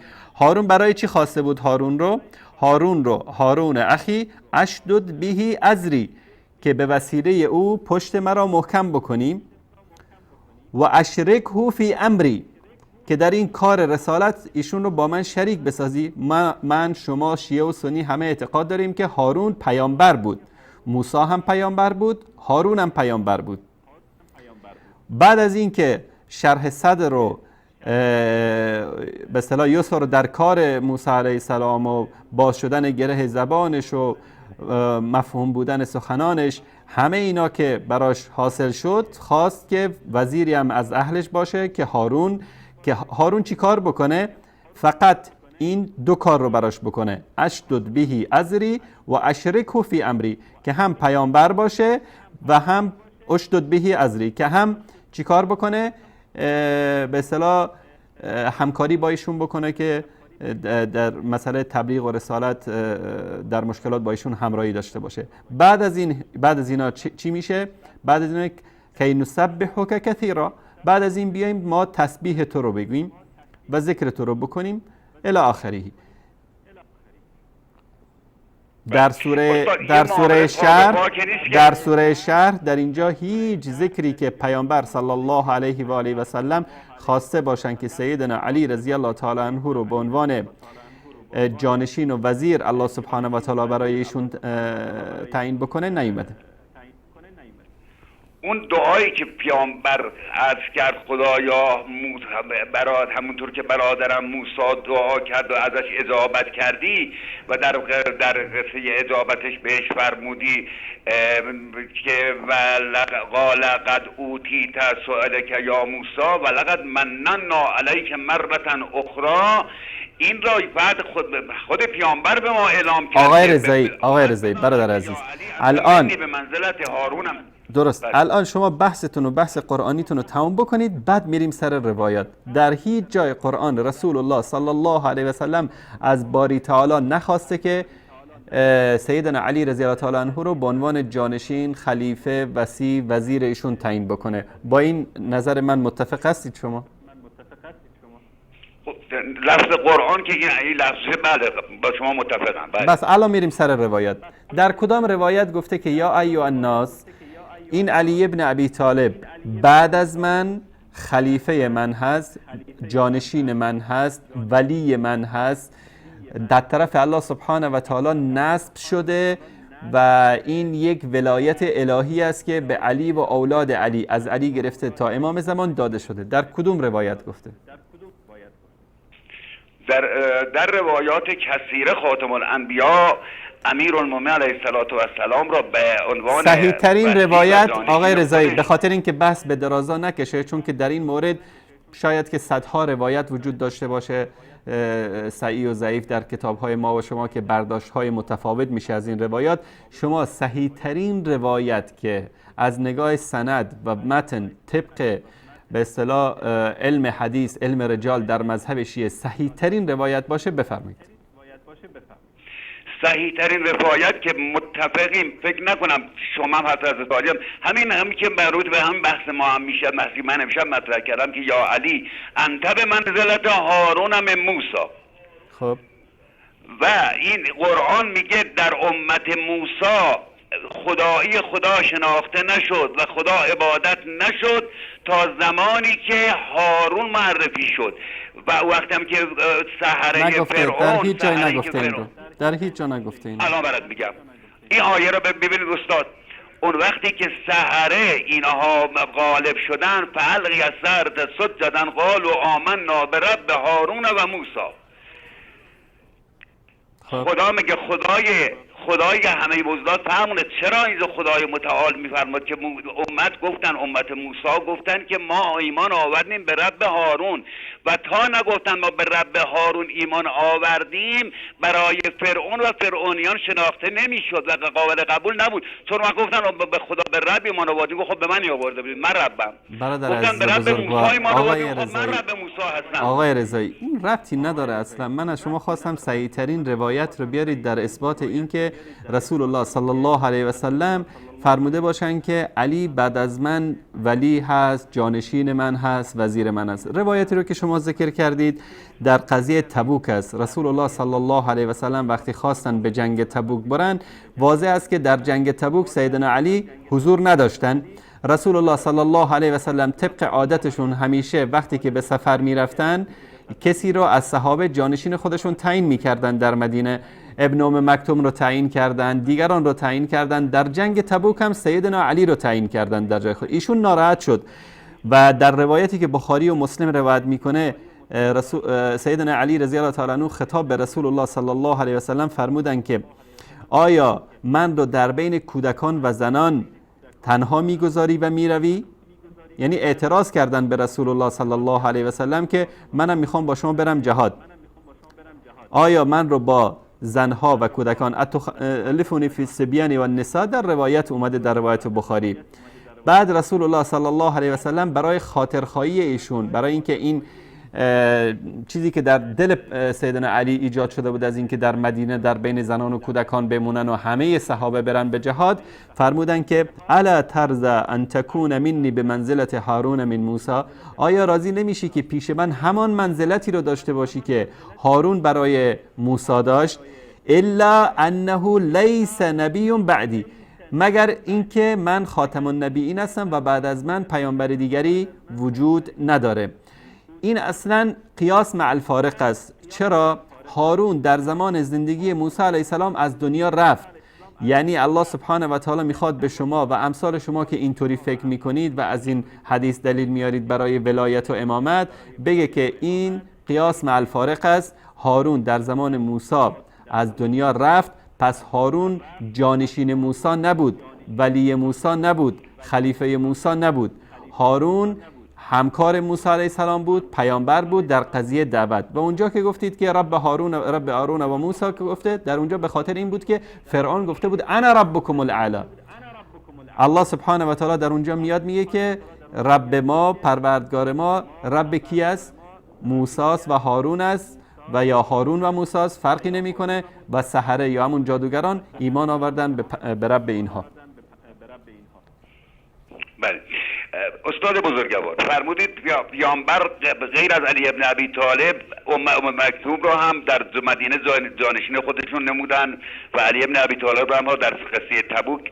برای اونها این مسئله نبود که وقتی اونها رو جانشین خودشون میکردن در اونا اعتراض نکردن، اونا گفتن سمعا و طاعتا لرسول الله صلی الله علیه و سلم. سیدنا علی قانع نشد، سمعا و طاعتا نگفت، بلکه اعتراض کرد در مقابل حرف رسول الله صلی الله علیه و سلم، در حالی که شایسته این بود که آمنا سلمنا. سیدنا علی اعتراض نمی کرد. وقتی هم که اعتراض کرد رسول الله صلی الله علیه و سلم این گونه پاسخ ایشون رو دادن. تشکر میکنم آقای رضایی. تشکر میکنم آقای رضایی. یه سوالم 14 دقیقه از شما پشت خط هستید آقای رضایی. سوال بعدی رو انشالله در هفته آینده و با این درخواست که یک روایت صحیح از کتب شیعه بیارید که 12 امام شما رو امامت و ولایتشون رو بعد از رسول الله صلی الله علیه و آله و سلم ثابت بکنه. خوبه؟ در همین 3 تا سوره که عرض کردم اسرارش از استاد، تشکر در احزاب و در سوره شرح و در سوره طه. خیلی متشکرم. تشکر شما. خدا نگهدارتون. امان الله. خدا نگهدار شما. خدا نگهدار. همونطوری که خودتون هم اعتراف کردید آقای رضایی، در هیچ جای قرآن صراحتاً رسول الله صلی الله علیه و سلم سیدنا علی رو به عنوان جانشین و وزیر خودشون تعیین نکردن، بلکه این برداشت های شماست که از آیات قرآنی این گونه برداشت میکنید که لا یسمن ولا یغنی عن جوع. بله سلام علیکم، بفرمایید.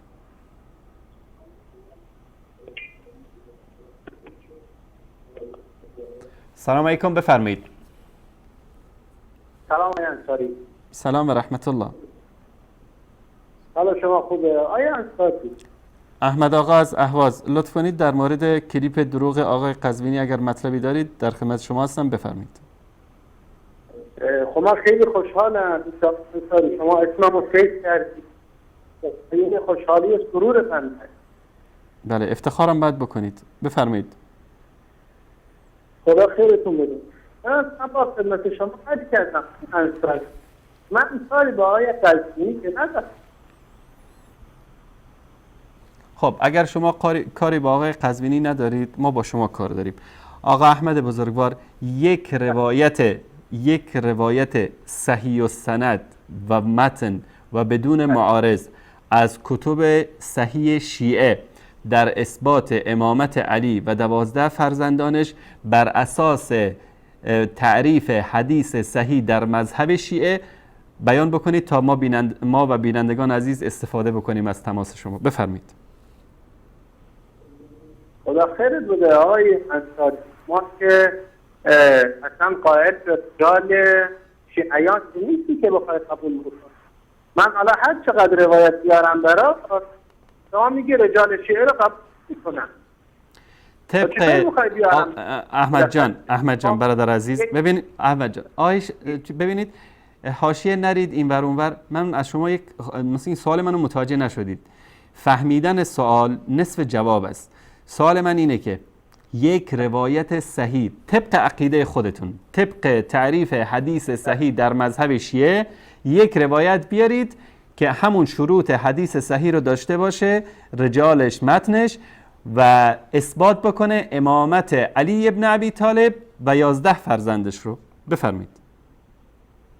خب شما از کدوم کتاب میخواید بیارم؟ از هر کتابی که دوست دارید. اول تعریف حدیث صحیح در نزد شیعه رو بگید، بعد از اون انشالله میریم رو حدیث. خوبه؟ ما اصلا مبنامون بر این نیست که من بخوام شما، یعنی میخوام من درس بدم شما یا میخواید شما من بحث نمره ای که نمیخواید. ما اصلا بحثمون سر ایسان نیست. ما آقای محترم شما شیعه هستید یا نه؟ من مسلمونم. همونطور که شما آقای شما شیعه هستید یا نه؟ شما شیعه هستید یا نیستید؟ شما آقای انصاری شما به من بگید سنی هست یا غیر سنی؟ من سنی هستم، افتخارم میکنم که سنی هستم، پیرو سنت پیامبر و پیرو اهل بیت اطهار پیامبر سلام الله علیهم اجمعین هستم. آقای محترم افتخارم میکنم. شما شیعه هستید؟ شما شیعه هستید یا نه؟ من آقای انصاری من هر چی پیغمبر انجام میده میدم، هر دکتر اون انجام میدم. خوبه؟ هر چی که پیغمبر گفته انجام میدید؟ هر چی که پیغمبر گفته رو من مثلا آقای انصاری مثلا ما یک کتابی داریم معجزه پیغمبر درست قرآن. ولی یا نه؟ خب در قرآن همه چی بیان شده یا نه؟ اینو بیان بکنید. در قرآن همه چیز بیان نشده. خیلی از مسائل در قرآن مجمل بیان شده، مفصلش در احادیث پیامبر صلی الله علیه و سلم بیان شده. خب احسن. پس ما یک چیزای در قرآن نیست که با احادیث میتونیم بیان بکنیم. این حرف درسته؟ بله. خب پس یا ما اعتقاد داریم که یک سری از مطالب دین خارج از قرآن وجود دارد در حالی که تو قرآن نیست. بله. خب حالا اگر طور باشه پس تو خدا پیغمبر خدا میگه انی تارکم استقلین کتاب الله و احرج اهل بیتی و ذکرکم اهل بیت. در صحیح بخاری هست آقای انصاری. بخونید متن صحیح بخاری رو بخونید. چی گفته در صحیح بخاری؟ انی تارکم استقلین کتاب الله و احرج اهل بیتی. کامل بخونید. اذکرکم اهل بیتی و اذکرکم اهل بیتی. حالا هم پیغمبر نیست که یون من میخوام تا درس بکنم. آقای محترم بخونید همین روایت رو ترجمه کنید تا بینندگان عزیز متوجه بشن.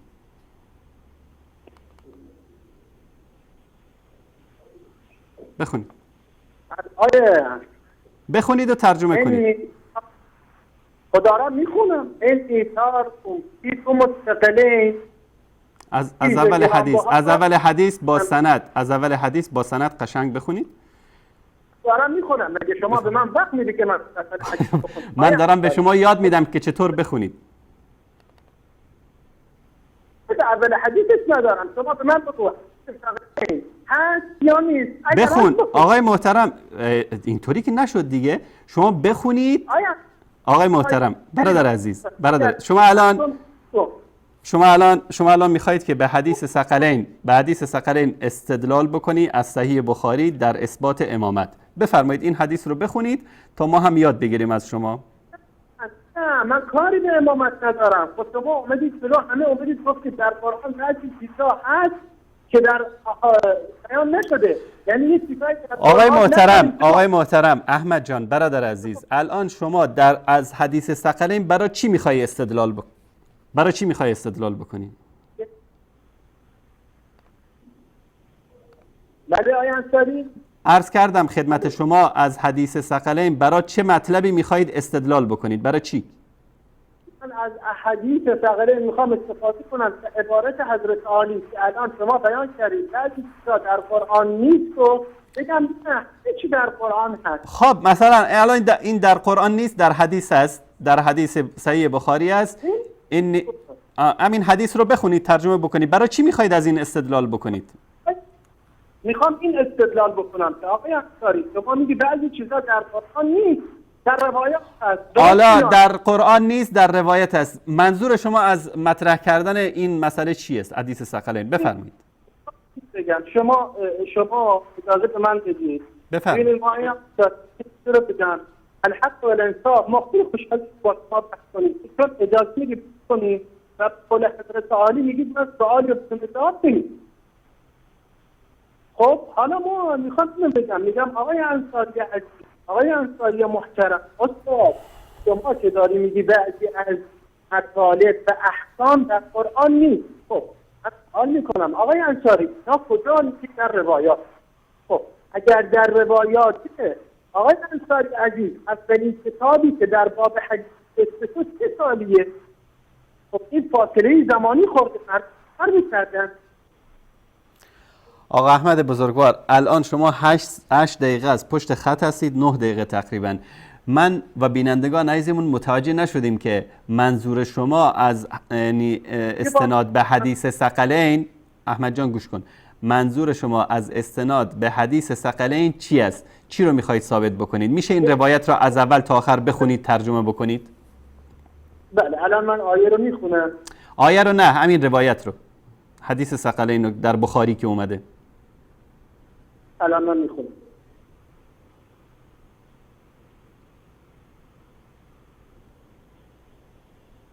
بله. قال رسول الله صلی الله علیه و آله و سلم این تارک فیکم الثقلین کتاب الله و عترة ما ان تمسكتم بهما لن تضلوا. روایت بخاری رو بخونید. روایت بخاری رو بخونید. بابا این صحیح هست اینها. روایت بخاری رو بخونید. شما اینجا بینندگان شاهد هستن، گفتید که این در بخاری اومده. روایت بخاری رو بخونید. میخونم برای شما و من این نکته‌ای که دارم خدمت شما میگم. آقای محترم روایت بخاری رو بخونید. بفرمایید. ببینید آیه انصار، این آیه‌ای که میفرماید آقا احمد چرا داری بینندگان رو فریب میدی؟ شما گفتی کتاب الله و اطرتی در بخاری اومده. شما بیایید امین کتاب الله و اطرتی که در بخاری اومده رو، این روایت رو از اول تا آخرش بخون، ترجمه کن. وقتی که میگم روایت رو بخون، میری روی کتاب دیگه، روایت از جای دیگه میخونی. روایتی که در بخاری و مسلم اومده بخون. خب الان من میخونم براتون، فقط شما اجازه بفرمایید. خب بابا ما قرآن چیزی بیان کلش درسته یا نه؟ آقای محترم قضیه قرآن میریم روش. من حاضرم در مورد قرآن تا صبحم باید صحبت بکنم. روایت بخاری رو بخونید، روایت بخاری و مسلم در مورد ثقلین بخونید. آقای انصاری شما این که گفتید بیان کلش که قرآن درسته یا نه؟ لا حول ولا. این درسته. شما یک روایتی رو خوندید، یک شبهه رو مطرح کردید. من از شما آقای احمد بزرگوار خواهش میکنم، شما از طرز خوندنتون، از صداتون معلومه که به اصطلاح از علم دینم آگاهی دارید. روایت صحیح بخاری و صحیح مسلم در مورد ثقلین رو بخونید. بسم الله. خب بابا تو اول یه بار بگی از کتب شیعه بگو، الان بگی از کتب اهل سنت بگو. آیه برات میخونم قبول نمی‌کنه. خدا خیر رده. آقای محترم شما یک حدیث رو از کتب اهل سنت بیان کردی، یک حدیث رو از کتب اهل سنت بیان کردی، گفتی که در بخاری و مسلم اومده. من خواهش میکنم اگر متنشو میخونی از بخاری و مسلم، صحبت من و شما ادامه پیدا خواهد کرد. اگر نمیخونی من با شما خداحافظی میکنم، چون شما مطلبی برای گفتن نداری. من تازه خوندم برات شما در کدوم حدیث بخاری گفته که یا ایها الناس ما ثقلین رو برای شما قرار دادیم، کتاب الله و اطرتی، و شما به اطرت من تمسک بجویید؟ در کجای حدیث بخاری گفته؟ خود شما بگردید در باب ببینید آخرش هست. خودی که چون شما دروغ میگید احمد جان، متاسفانه شما دروغ میگید، همچین مطلبی در بخاری نیامده. آقای انصاری شما دارید دروغ میگید احمد جان، دارید دروغ میگید برادر عزیز. تمسک به اهل بیت در روایت بخاری نیامده. آقای انصاری من خیلی برای شما متاسف هستم برادر عزیز. نه عجب خود شما میگید تشکر شما.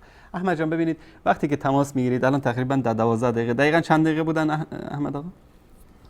13 دقیقه پشت خط بودید، یک روایت رو خوندید. در این روایتی که شما دارید میخونید، در اینجا تمسک به اهل بیت رسول الله صلی الله علیه و سلم نیامده. در روایت صحیحین بخاری و مسلم اومده که پیامبر صلی الله علیه و سلم فرمودن انا تارک فیکم الثقلین، من در بین شما ثقلین رو گذاشتم، دو ثقل بزرگ. اولش کتاب الله، اولش کتاب الله هست. فیه هدن و نور، در این کتاب، در کتاب الله نور و هدایت است. بعد گفتن که فخذوا بکتاب الله واستمسکوا به، کتاب الله رو بگیرید، بهش تمسک بجویید.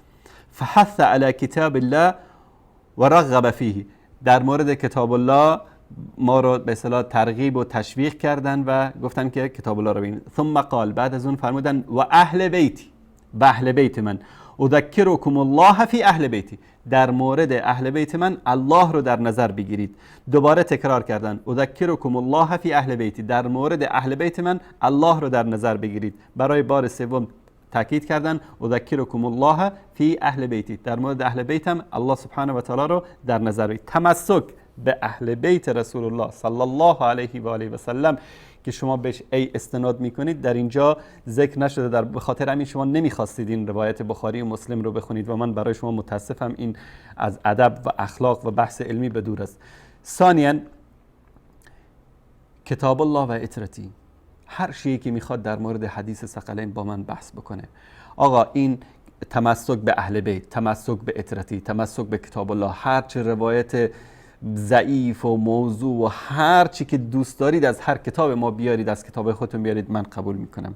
منتها سوال من این است کجا اهل بیت و کجا اند اون کتاب اللهی که شما در این حدیث بهش استناد میکنید؟ اون کتاب الله رو به من نشون بدید و اون اهل بیتی که شما ازش دینتون رو گرفتید به من نشون بدید. بعد از اون این روایت علی عینی و راسی من قبولش میکنم. بله سلام علیکم، بفرمایید. سلام علیکم. 102,212,000. استاد محمد الهی. آقای انصاری شبت بخیر باش انشاءالله. سلامت باشید، الله متعال حفظتون بکنه. دلم تنگ شد برات. الله متعال سعادت دنیا و آخرت نصیبتون کنه آقا محمد. قربان تو برم. اون دوست عزیزمون که اول تماس گرفت محمود حرف خیلی قشنگی زد. بله. بابا خیلی این قزوینی رو گندش کردی. بابا این عددی نیست که شما تو هر برنامه داری نامی میبرید بیاد از این دروب نمیدونم ثابت کنه، نه اون نه پدر جدش که عبدالله ابن سبع باشه نمیتونه. اون وقت امثال مثل این آقا که 10 دقیقه الان وقت گرفت خودش هم نفهمید چی گفت. به خدا اینا وقت برنامه رو میگیرن آقا انصاری. به والله خودش نمیدونه چی داره میگه آقا انصاری. شما میگی نره، اون میگه نمیدونم. اصلا گیج شدم چی میخواستم بگم. به خدا اینا شما با این نمه مثلا یه دور وقت برنامه رو میگیره. من 2 بار قبلا پیش خواستم تماس بگیرم، اینقدر اینا میان مزاحم میشن به والله وقت برنامه رو میخوام بگیرن. 10 دقیقه حرف بی خود زد، خودش هم نفهمید، ما هم نفهمیدیم، شما هم متوجه نشدید. به سلامت. الله متعال حفظتون کنه. به خدایی.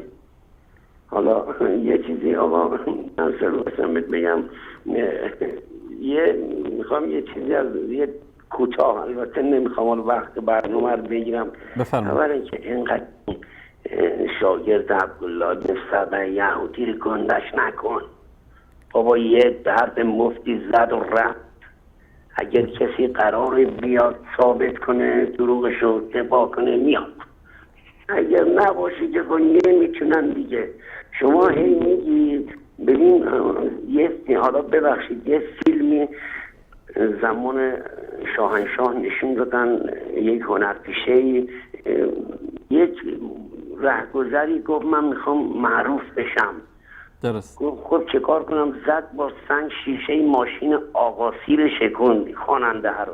درست. گرفتنش گفتن خب این چه کاری بود تو کردی؟ گفت از فردا عکس من میندازن مجله روزنامه فلانی زده شیشه ماشین آقاسیر شکونده. حالا قزوینی میاد میگه من یه دروغی میگم، اینا یه هفته یک ماهی نام منو تو این شبکه میبرن، افتخار میکنه دیگه. حالا این شده حکایت اون. درست. یه دروغ میاد باز خودش میگه و خیلی هم قشنگه آقای قزوینی که حرفای خودش آخر بر خودشون میذارید خیلی جالبه. بر این وجدان، بر این عبدالله ابن سبع یهودی چنین شاگردای پروانه‌ای. یه آقای انصاری معذرت میخوام.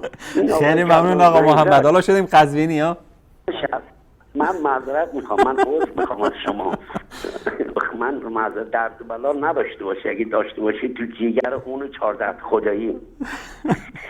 خواستم نیستی بگم ببین آقای انصاری یک فیلمی ساختن اینا. خب اینا میان این فیلم ها رو میسازن، همه رو به نفع خودشون میسازن دیگه، این فیلم های مذهبی رو. درست.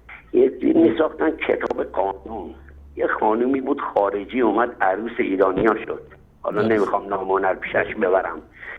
اینا اون بنده خدا که اومد تازه مسلمان شد از قرآن میگفت، اینا کاری کردن با این زن تازه مسلمان شد فرار کرد. عجب. فرار کرد رفت دیگه، اصلا کاری اینا رو تو فیلمشون یکی این، یکی الله متعال در قرآن آقای انصاری دستور قتل کافران رو داد. کدوم کافران؟ اونی که تو رو از وطن بیرون میکنه، اونی که تو رو از دین میخواد خارج کنه، برات اذیت و آزار داره، درسته؟ و اگر نه کسایی بودن که خود پیغمبرم شاید حامیشون بوده، حالا یا کمکشون میکرده. اینا یه فیلمی ساخته بودن، معصومیت های از دست رفته. این فیلمش که یه یهودی بوده تو نمیدونم بیابون و زمانی که شیعه ها اومدن، این بدبخت اینا رو تعارف میکنه برهی برات بکشم، یارو میزن فرق یارو رو میکشه، میگه یعنی کشت یارو رو رفت اصلا. عجب. یعنی بی خودی. حالا فدای تو بشم آقای انصاری، من مزاحم وقتم شدم، قربونت برم، ببخشید شما رو خدا، بیننده هم عذر میخوام، قربونت برم، شما رو خدا دیگه اسمی نبرین، شبکه رو خرابش نکن. بابا 2,412,000 جان بگو. من اینو ولکنش نیستم تا که نیاد تو شبکهش و معذرت خواهی نکنه، من ولش نمی کنم. این که این بیاد معذرت خواهی کنه، این خودش داره خودش که به خود فوش میده. اوف بر این وجدان، اوف بر این لعنت بر این وجدان، خودش که داره فوش میده به خودش. اون خیلی جالب، آخری کلیپ صداش میذاریم خیلی خنده داره. یعنی هر چی که میگه همه رو به خودش میگه، فوش میده به خودش. خب این که حالا ببخشید من مزاحم شدم، من شرمندم. حالا یک دفعه تماس میگیرم، یه چند تا سوال دارم حضور محترمه، برای تو بشم، قربونت برم. انشالله که خداوند نگهدارت باشه، تو رو خدا بر من دعا کنید. سلامت باشید. زنده باشی، فدای شما. انشالله که همیشه سلامت باشی. احمد جانم هم سلام برسون. علیکم و علیه السلام. زنده باشید. تشکر شما. بگو سعی میکنم برم درس بخونم، این 1111 رو یاد بگیرم. یواش دیگه بابا. این آقای انصاری اینو به خدا روانی کردی شما. آقا محمد ما یک چرتکه براتون میفرستیم، با چرتکه خیلی راحت‌تر میشه این چیزا. آره اینم شد یه حرفی که به خدا الان شما مثلا بگید تا بیاد دفاع کنین، این مهدی اصلا دیوانه شد دیگه، این روانی شد، ای بدتر کرد دیگه، ای دیگه دروغ پشت دروغ، اوف بر وجدانش.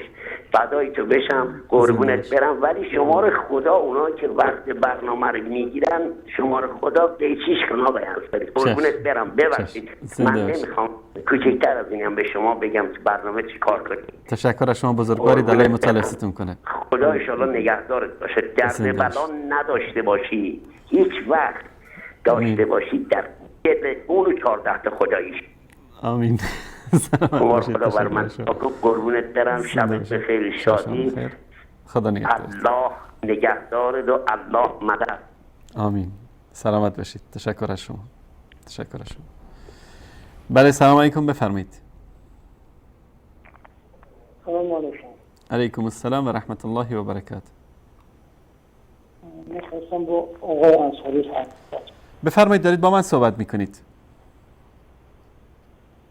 سلام علیکم آقای انصاری. علیکم السلام و رحمت الله و برکاته. میخواستم یک سوال کنم. بفرمایید برادر عزیز. من از تاجیکستان هستم. من محمد انصاری، خالد انصاری، انا مجیب رحمان انصاری. انصاری چی معنی داره؟ یعنی منظور از انصاری چی است؟ انصاری چی معنی داره؟ باشه چشم. محمد انصاری، مجیب رحمان انصاری است، پس خالد انصاری است. باشه چشم، در این مورد صحبت میکنیم. تشکر از شما. زنده باشید. تشکر از شما. انصار به یاران رسول الله صلی الله علیه و آله و سلم که در مدینه منوره زندگی می‌کردند و در دو بیعت عقبه اول و دوم با رسول الله صلی الله علیه و سلم بیعت کردند که با جان و دل از ایشون دفاع بکنن و رسول الله صلی الله علیه و آله و سلم به مدینه که هجرت کردند، یاران ایشون که در مدینه زندگی می‌کردند به نام انصار و کسانی که از در مکه مکرمه با ایشون بودن و هجرت کردن به مدینه منوره، از اونها به عنوان مهاجرین یاد میشه. السابقون الاولون من المهاجرین و الانصار در قرآن کریم که ذکر میشه، پیشگامان نخستین از مهاجرین و انصار. مهاجرین کسایی که از مکه هجرت کردن و انصار کسانی که در مدینه رسول الله صلی الله علیه و سلم رو برای نشر دین یاری کردن.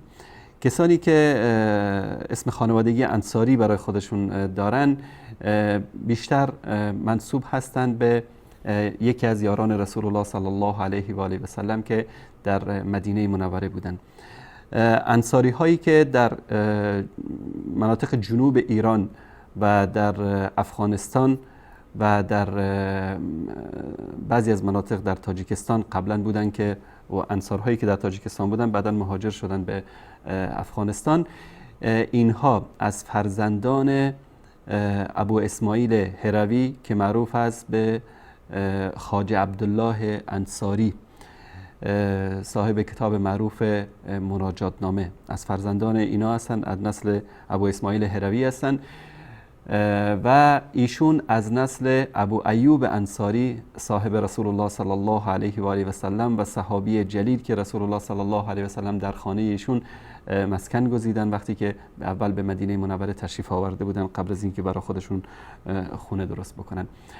و من و حضرت مولانا مجیب الرحمن انصاری از نسل اصطلاح صحابی جلیل رسول الله صلی الله علیه و سلم ابو ایوب انصاری هستیم که امیدوارم که الله سبحانه و تعالی این توفیق رو نصیب ما بکنه که مانند اجدادمون بتونیم برای نشر و پخش دین مبین اسلام از جان و مالمون بگذاریم. ابو ایوب انصاری در فتح قسطنطنیه وقتی که محاصره شد استانبول امروزی شرکت کرد و در کناره های دیوارهای استانبول یا قسطنطنیه در اونجا دار فانی را ودا گفت و در همونجا دفن است و قبر ایشون فعلا در شهر استانبول در ترکیه است. اینم سوال خاص برادر عزیزمون از تاجیکستان. بله سلام علیکم، بفرمایید. سلام جناب انصاری، خسته نباشید. سلامت باشید، بفرمایید. خوب انشالله. سلامت باشید. خودتون رو معرفی کنید، از کجا زنگ میزنید؟ من علی هستم از بوشهر مزام. آقا علی از بوشهر، بفرمایید برادر عزیز. جناب انصاری عزیز، من فکر میکنم شما اگر وقتتون دیر بوده طرف این دروغایی از این نکنین خیلی محتویات برنامه‌تون پربارتر رو بهتر بشه. درست. میدونی چرا؟ چون روز ازل من با احترامی که برای آقای خمینی قائلم، چون روز اول یه دروغی به مردم ایران داد که هیچ کس تا حالا تا الان و در آینده هم نمیتونن یا ثابتش کنن. آب و برق و اتوبوس و اینا را مردم یا جواب بدن نه. درست. و فقط یه خواهشی ازتون داشتم، یه سوال سریع داشتم علی جان از بوشهر، تماس شما قطع شد. چشم، حتما انشاءالله سعی میکنیم که کمتر به اینا بپردازیم. منتها طبیعت برنامه آن روی سکه اینه که این تنها برنامه شبکه جهانی وصال در بین تقریبا 14 برنامه زندگی که ما داریم، تنها برنامه‌ای که میپردازه به افشای چهره واقعی آخوندهای زندیق و دین فروش قم و تهران و کربلا و نجف برنامه آن روی سکه است. و بقیه برنامه ها شاید دیده باشید، در بقیه برنامه ها ذکری هم از این زنادقه نمیشه در اون برنامه. این برنامه از روز اولی که شبکه جهانی وصال حق تأسیس شده، هدف این برنامه افشای چهره آخوندهای رافضی شیعه بوده. بله سلام علیکم، بفرمایید. سلام علیکم و رحمت الله و برکاته. استاد محترم آقای انصاری. علیکم السلام و رحمت الله و برکاته، بفرمایید. من سلام خدا برای شما و برای کارکنای وصال حق تقدیم میکنم. سلامت باشید، الله مطالب ستون. استاد محترم، شما که در مدرسه یا در مکتب یا در پانتون یا در فاکولته در هر جایی که درس خواندین همین چیزا را از استادتان یاد گرفتین، درست؟ بله. اینا چی از استاد خود یاد بگیرن؟ الله المستعان. وقتی که استاد از اینا دروغ میگه، وقتی که استاد از اینا به شاخه و شاخه میپره، شاگردای از این همون رو یاد میگیره که زنگ میزنن 14 دقیقه و 15 دقیقه. اگر ما در تلویزیون ولایت زنگ بزنیم بفهمه که اهل سنت هستیم، میگه عمریت ولش کو. تلفن ما را قطع میکنه. مرد از این نیست که ما را بارن. ما از جمله بیسوادای اهل سنت میم، مگه اینا جرأت حرف بزنن. الله متعال حفظتون کنه. خدا شما را خیر بده. من میگم آن طرف سکه را 3 ساعت بسازین، اینا را برای مردم معرفی کنین. اصلا عیف دکتر که شما برازی میگین، شما میتونین برازی همی حیوانه که خود در ختم مال نامش چیز خوک خنزیر، همین چیزا نامای از اینا را بانین. اینا کفتارها هستن که دیگه در دنیا جوره ندارن. اینا باید آدم در باغای وشت بانه برش تکت بفروشه که اینا را نگاه کنن وشتکا پن بگیرن از اینا. عیف دکتر که شما میگین، عیف هر نام که شما میبرین، نام یک انسان سر از اینا نمانین. او کسی که برای اصحاب پیغمبر، او کسی که برای ازواج پیغمبر اهانت میکنه، ما او را چی رقم برادر میگیم؟ بیاین یک دفعه انصاری صاحب پیش خود فکر کنیم ما چطور برادر بگوییم. السلام علیکم و رحمت الله و برکاته. السلام و رحمت الله و برکاته. تشکر میکنم از این برادر عزیز بزرگوار.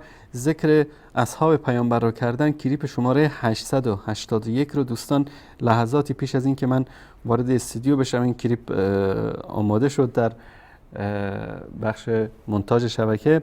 کلیپ شماره 881 نسبتا طولانی است، حدود 11 دقیقه است. دوستان این کلیپ رو ببینن.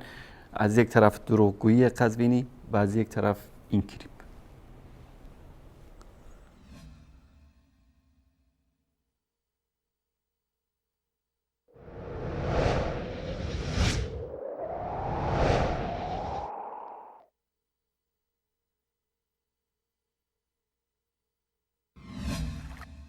خب اینها شما معتقدید که شیعه سب صحابه میکنه، افترا میبنده، نمیدونم شیعه تابع عبدالله صبا هست. خب بیایید با هم بنشینیم مناظره، مردم بفهمن، روشن بشه برای مردم. خب شما دارید اون طرف میگید، ما میگیم ما دروغ میگن و هزاران دروغ شما را اینجا اثبات کردیم. هر هفتم دوستان ما 10 دروغ و خلاف قرآن، خلاف سنت، خلاف کتب معوله شما را هم اثبات میکنن.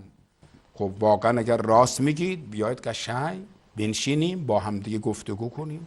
ما که به قول منکر نیستیم. اگر واقعا اشکال در ماها هست خب برای ما اثبات کنید. بعد از اثباتش اگر مردم دیدن یک اشکالی برای شیعه بوده، دنبال روی عبدالله صبا بوده، خب ما قطعا در انظار عمومی این مردانگی رو داریم اعتراف کنیم. آقای قزوینی، دروغ، تلبیس و انکار حقایق از ویژگی‌های شما آخوندان رافضی است. چرا که اساس مذهبتان بر دروغ و تقیه بنا شده است. لذا هیچگاه نمیتوان سخن راست شما را از دروغ تفکیک نمود. و هر آنچه از جانب ما در مورد شیعه گفته شده همه اش مستند، مستدل و با شواهد مختلف از منابع معتبر خودتان ذکر شده است. شما ادعا می کنید که به صحابه توهین و اهانت نمی کنید. اما در روایات شیعه باور به ارتداد صحابه به حد تواتر رسیده است.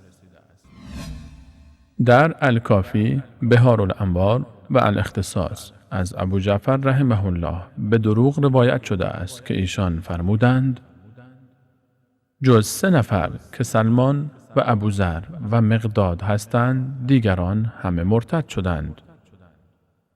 و نیز در الکافی، بهار الانوار و مستدرک الوسائل از حمران ابن اعین روایت شده است که گفت به ابو جعفر علیه السلام گفتم فدایت شوم، ما آنقدر کم هستیم که اگر بر گوسفندی گرد هم بیاییم نمیتوانیم همه آن را بخوریم. وی گفت آیا تو را از چیز عجیبتری آگاه نکنم؟ همه مهاجران و انصار رفتند و مرتد شدند و با دستش اشاره کرد که جز 3 نفر.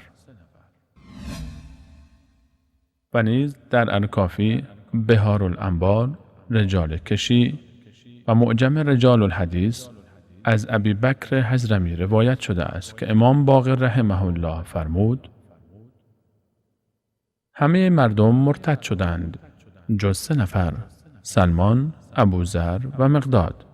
من گفتم پس عمار چه؟ گفت او نیز اندکی منحرف شد اما بار دیگر برگشت.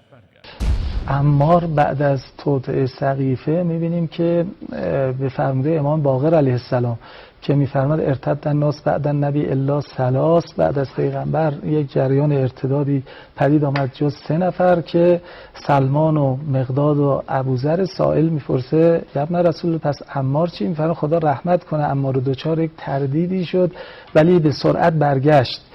ظاهراً امام در ادامه می‌فرماد بین اون 3 هم 2 نفر باز به نوع دچار تردید شدن و 1 نفر باقی موند که مقداد بود. خب اینها شما معتقدید که شیعه سب صحابه میکنه، افترا میبنده، نمیدونم شیعه تابع عبدالله صبا هست. خب بیایید با هم بنشینیم مناظره، مردم بفهمن، روشن بشه برای مردم. و اما لعن و نفرین صحابه در دین شیعه.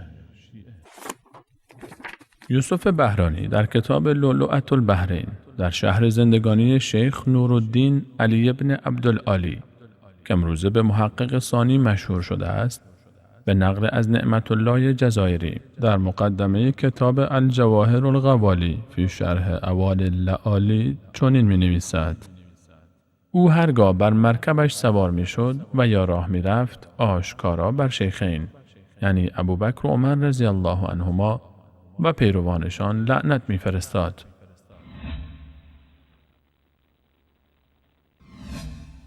و چنان که پیداست عادت به نفرین و لعن شیخین چنان بر او غلبه پیدا کرده بود که کتابی را با نام رسالة نفحات اللاهوت فی لعن الجبت و الطاغوت تألیف کرد و بهرانی آن را جزو آثار او ذکر نموده است.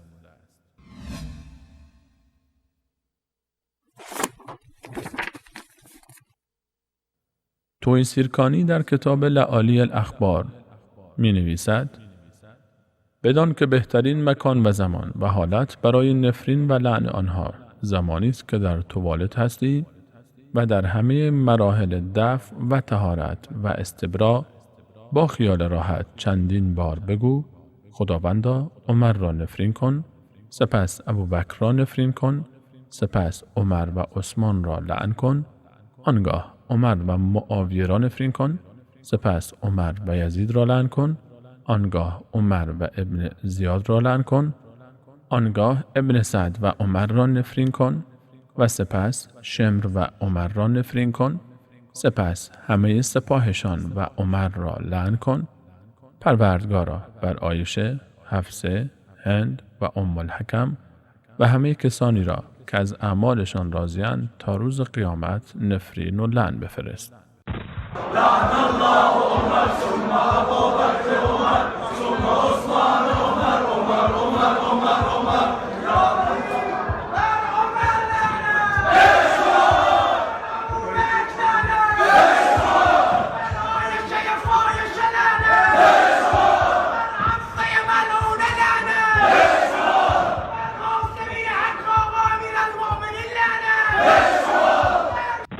ای که من عمر بده دزد نالانه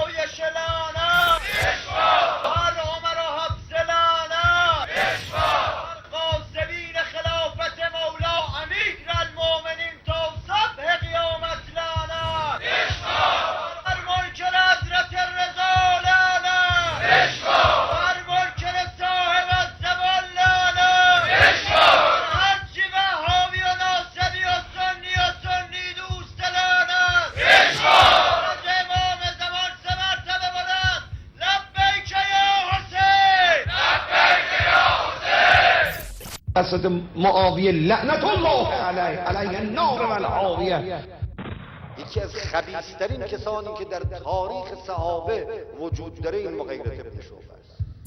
ما تازه بیایم بشینیم از عایشه به عنوان ام المؤمنین یاد کنیم و احترام کنیم. مگه ما دیوانه ایم؟ و اما ابن سبع حقیقت انکار ناپذیر مذهب شیعه. از امام صادق علیه السلام روایت شده است که فرمودند الله لعنت کند عبدالله ابن سبع را.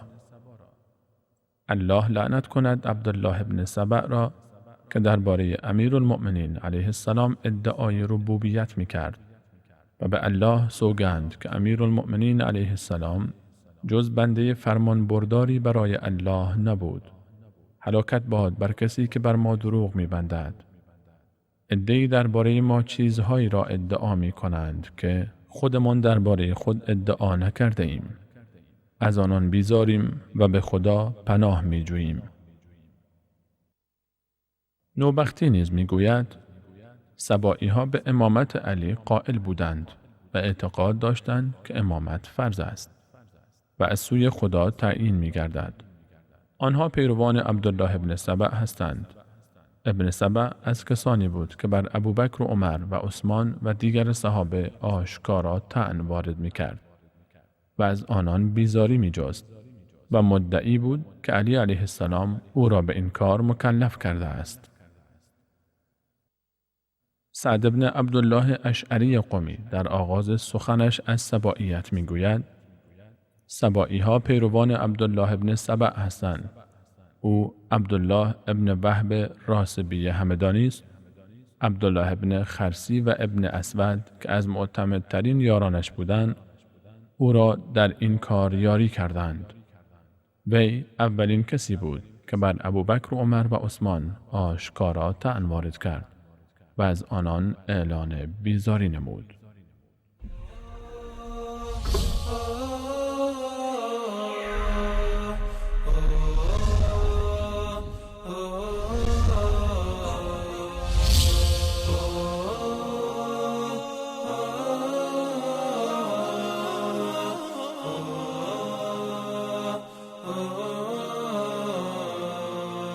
دوباره خدمت بینندگان عزیز و گرامی با شما عزیزان هستم با برنامه آن روی سکه و تماس های شما بزرگواران. بیننده بعدی سلام علیکم، بفرمایید. السلام علیکم و رحمت الله و برکاته. عزیز دلم برات تنگ شد محمد آقا. الله مطالب ستون کنه برادر عزیز. قربونتون برم آقا، ما برنامه‌تون رو نداریم. موضوع برنامه‌تون چیه؟ عجب، پارازیت پخش میشه اونجا؟ اصلا نیست، قطعه آقای الله المستعان. جد ما دو تا شبکه رو داریم توحید که نگاه میکنم خیلی کم ولی کلمه رو یک سره روشن. فرکانس 11200 در هوتبرد رو دوباره سرچ بکنید که انشالله شاید بتونید که ببینید رساله حق رو. خب الان برنامه‌تون چیه جناب؟ حالتون خوبه؟ الحمدلله، زنده باشید، سلامت باشید. آن روی سکه از خودتون میدونید دیگه، کلیپ های آخوندا و خلاصه جر و بحثایی که با اینا داریم. همون دروغگو، همون چوپان دروغگو. اینا به تهش رسیدن آقای انصاری، اینا هیچ حرفی ندارن. مردم به مسکنت و بیچارگی انداختن. شما می‌بینید چه خبر اینجا؟ ما که با اجازت نای خدا یاری کنیم دبی انشاءالله. بله نه اینجا میتونیم آزادی داشته باشیم. البته گفتم 10 نفرم به لطف خدا هدایت شدن. الحمدلله الحمدلله. صحبت کردیم، هم تحصیل کرده، هم تحصیل کرده. الحمدلله الحمدلله. چه آیات قرآن. این خبر خوبی بود که خواستم بهتون بدم. دلم واقعا براتون تنگ شده. الله مطالب ستون کنه. الله مطالب ستون کنه برادر عزیز. تلگرام ما با دوست عزیزمون اونجا در تماس هستیم، ایشون محبت کنه. من از احمد آقا بسیار تشکر می‌کنم. الله مطالب ستون کنه. الله مطالب ستون کنه. و همه دوستان سلام برسیم. من آقایون بسیار دوستتون دارم. سلامت بسیار باشید. بسیار دوستتون دارم. سلامت باشید. الله مطالب ستون کنه. یعنی روزی نیست که 10 مرتبه من برای شما دعا نکنم. الحمدلله. الحمدلله. اول خدا، دوم شما اسباب هدایت من شدید. الحمدلله. 60 سالگی. الحمدلله. قربونتون برم. این لطف الله سبحانه و تعالی بوده برادر عزیز. دعا کنین برامون آقا. الله مطالب ستون کنه. الله مطالب ستون کنه. تشکر از شما. ممنونم. متشکرم. از احمد آقا متشکرم. سلامت باشید. الله مطالب ستون کنه. ممنونم. تشکر از شما. ممنونم. همه دوستان سلام برسونید. یا الله. علیکم و علیکم السلام. زنده باشید. تشکر از شما. خدا نگهدارتون. بیننده بعدی سلام علیکم بفرمایید. سلام علیکم. بزنم اسم ولایت قندوز. بفرمایید برادر عزیز از ولایت قندوز. السلام علیکم و رحمت الله و برکاته. علیکم السلام و رحمت الله و برکاته. با محمد انصاری هستید؟ بفرمایید دارید با من صحبت میکنید برادر عزیز. تشکر. بسیار خوشحالم با شما تماس شدیم. دیگر شما را خیلی دوست دارم. برنامه دیگر شما را همیشه می‌بینیم. از اینکه با شما با تماس شدیم به حد خوش هستیم. سلامت باشید. باشید. ما کسی هستیم که دعای جهاد مجاهدین میکنیم. الحمدلله که شما را می‌بینیم. با شما خودیم نه. ماشاءالله جهاد شما را ببینیم، مقامات شما را در مقابل رافضیان می‌بینیم. بسیار خوش می‌شم. خداوند شما را قوت و عنایت و توفیق عطا کنه که تا آخر برنامه‌تون پیش برین و با اینا چیز کنیم. دیگر ما تلویزیون شما اتصال حق بر ما بسیار مفید تمام شده در خانواده‌های ما انشاءالله. تمام چینل هایی که سریال‌های مختزل و بعد بود فضل خدا گم شده همیشه همین ما در پای تلویزیون میشینیم و برنامه شما تماشا میکنیم. خداوند شما را حاجت نصیب کنه با همه همدستانکاران شما و خصوصا احمد جان. سلام. السلام علیکم و رحمت الله. خداحافظ. خدا نگهدار شما. تشکر برادر عزیز. تشکر از شما. برای سلام علیکم بفرمایید. سلام علیکم. سلامت باشید. حال شما خوبه؟ من شهرمنده. من برنامه تو خوبه. مشکل این تلفن ها آدم زد سردر میگه تا بخواد شمارتون رو بگیره. از زنگ زدم خودم استفاده کنم. از یه طرف وقتی که زنگ میزنم عباس آقای عزیز هستید درسته؟ درسته. عباس هستم. شهرمنده ما نگرم. بفرمایید برادر عزیز بفرمایید. میخواستم به این استاد عزیز رضایی بگم آقای استاد میکنید شما فرنه بگم اگه گوش بگیره.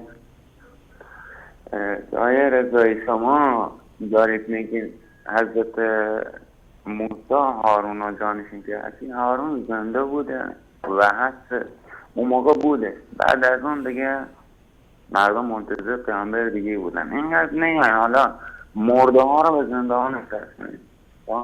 بعد دو تا سوال داشتم نفرستم بپرسم. یکی من خدا رو من میتونم اسم آقا رو بذارم روشی الله یاریه هست. یه برنامه دیده بودم ازش.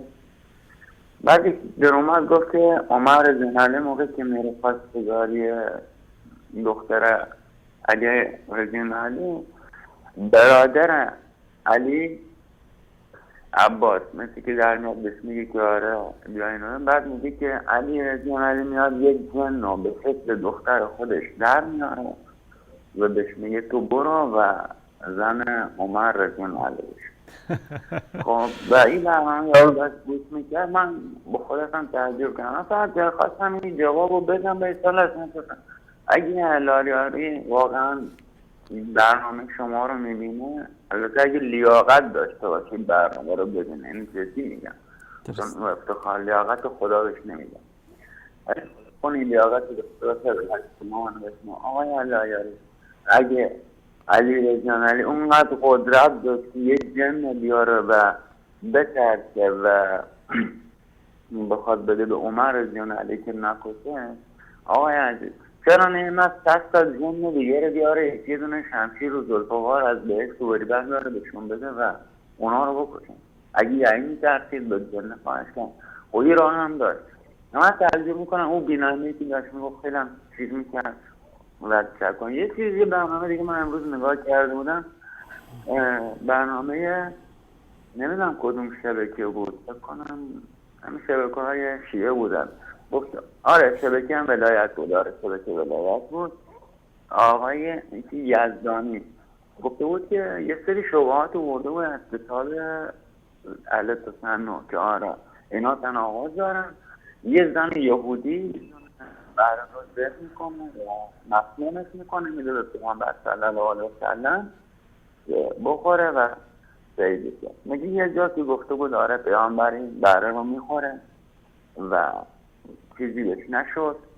یه جا گفته که آره اهل تسنن اینا رو نوشتن، کتاب بخاری حالا کتاب بخاری حالا کتاب شافعی کدومش کتابا بود روش میگفت. فقط این جریانی چیه. یه جای دیگه میگفت که آره اومده بود پیامبر و این همه را او بره با حضرت محمد صلی الله علیه وسلم صحبت میکنه که من مسمومم منو نخواه.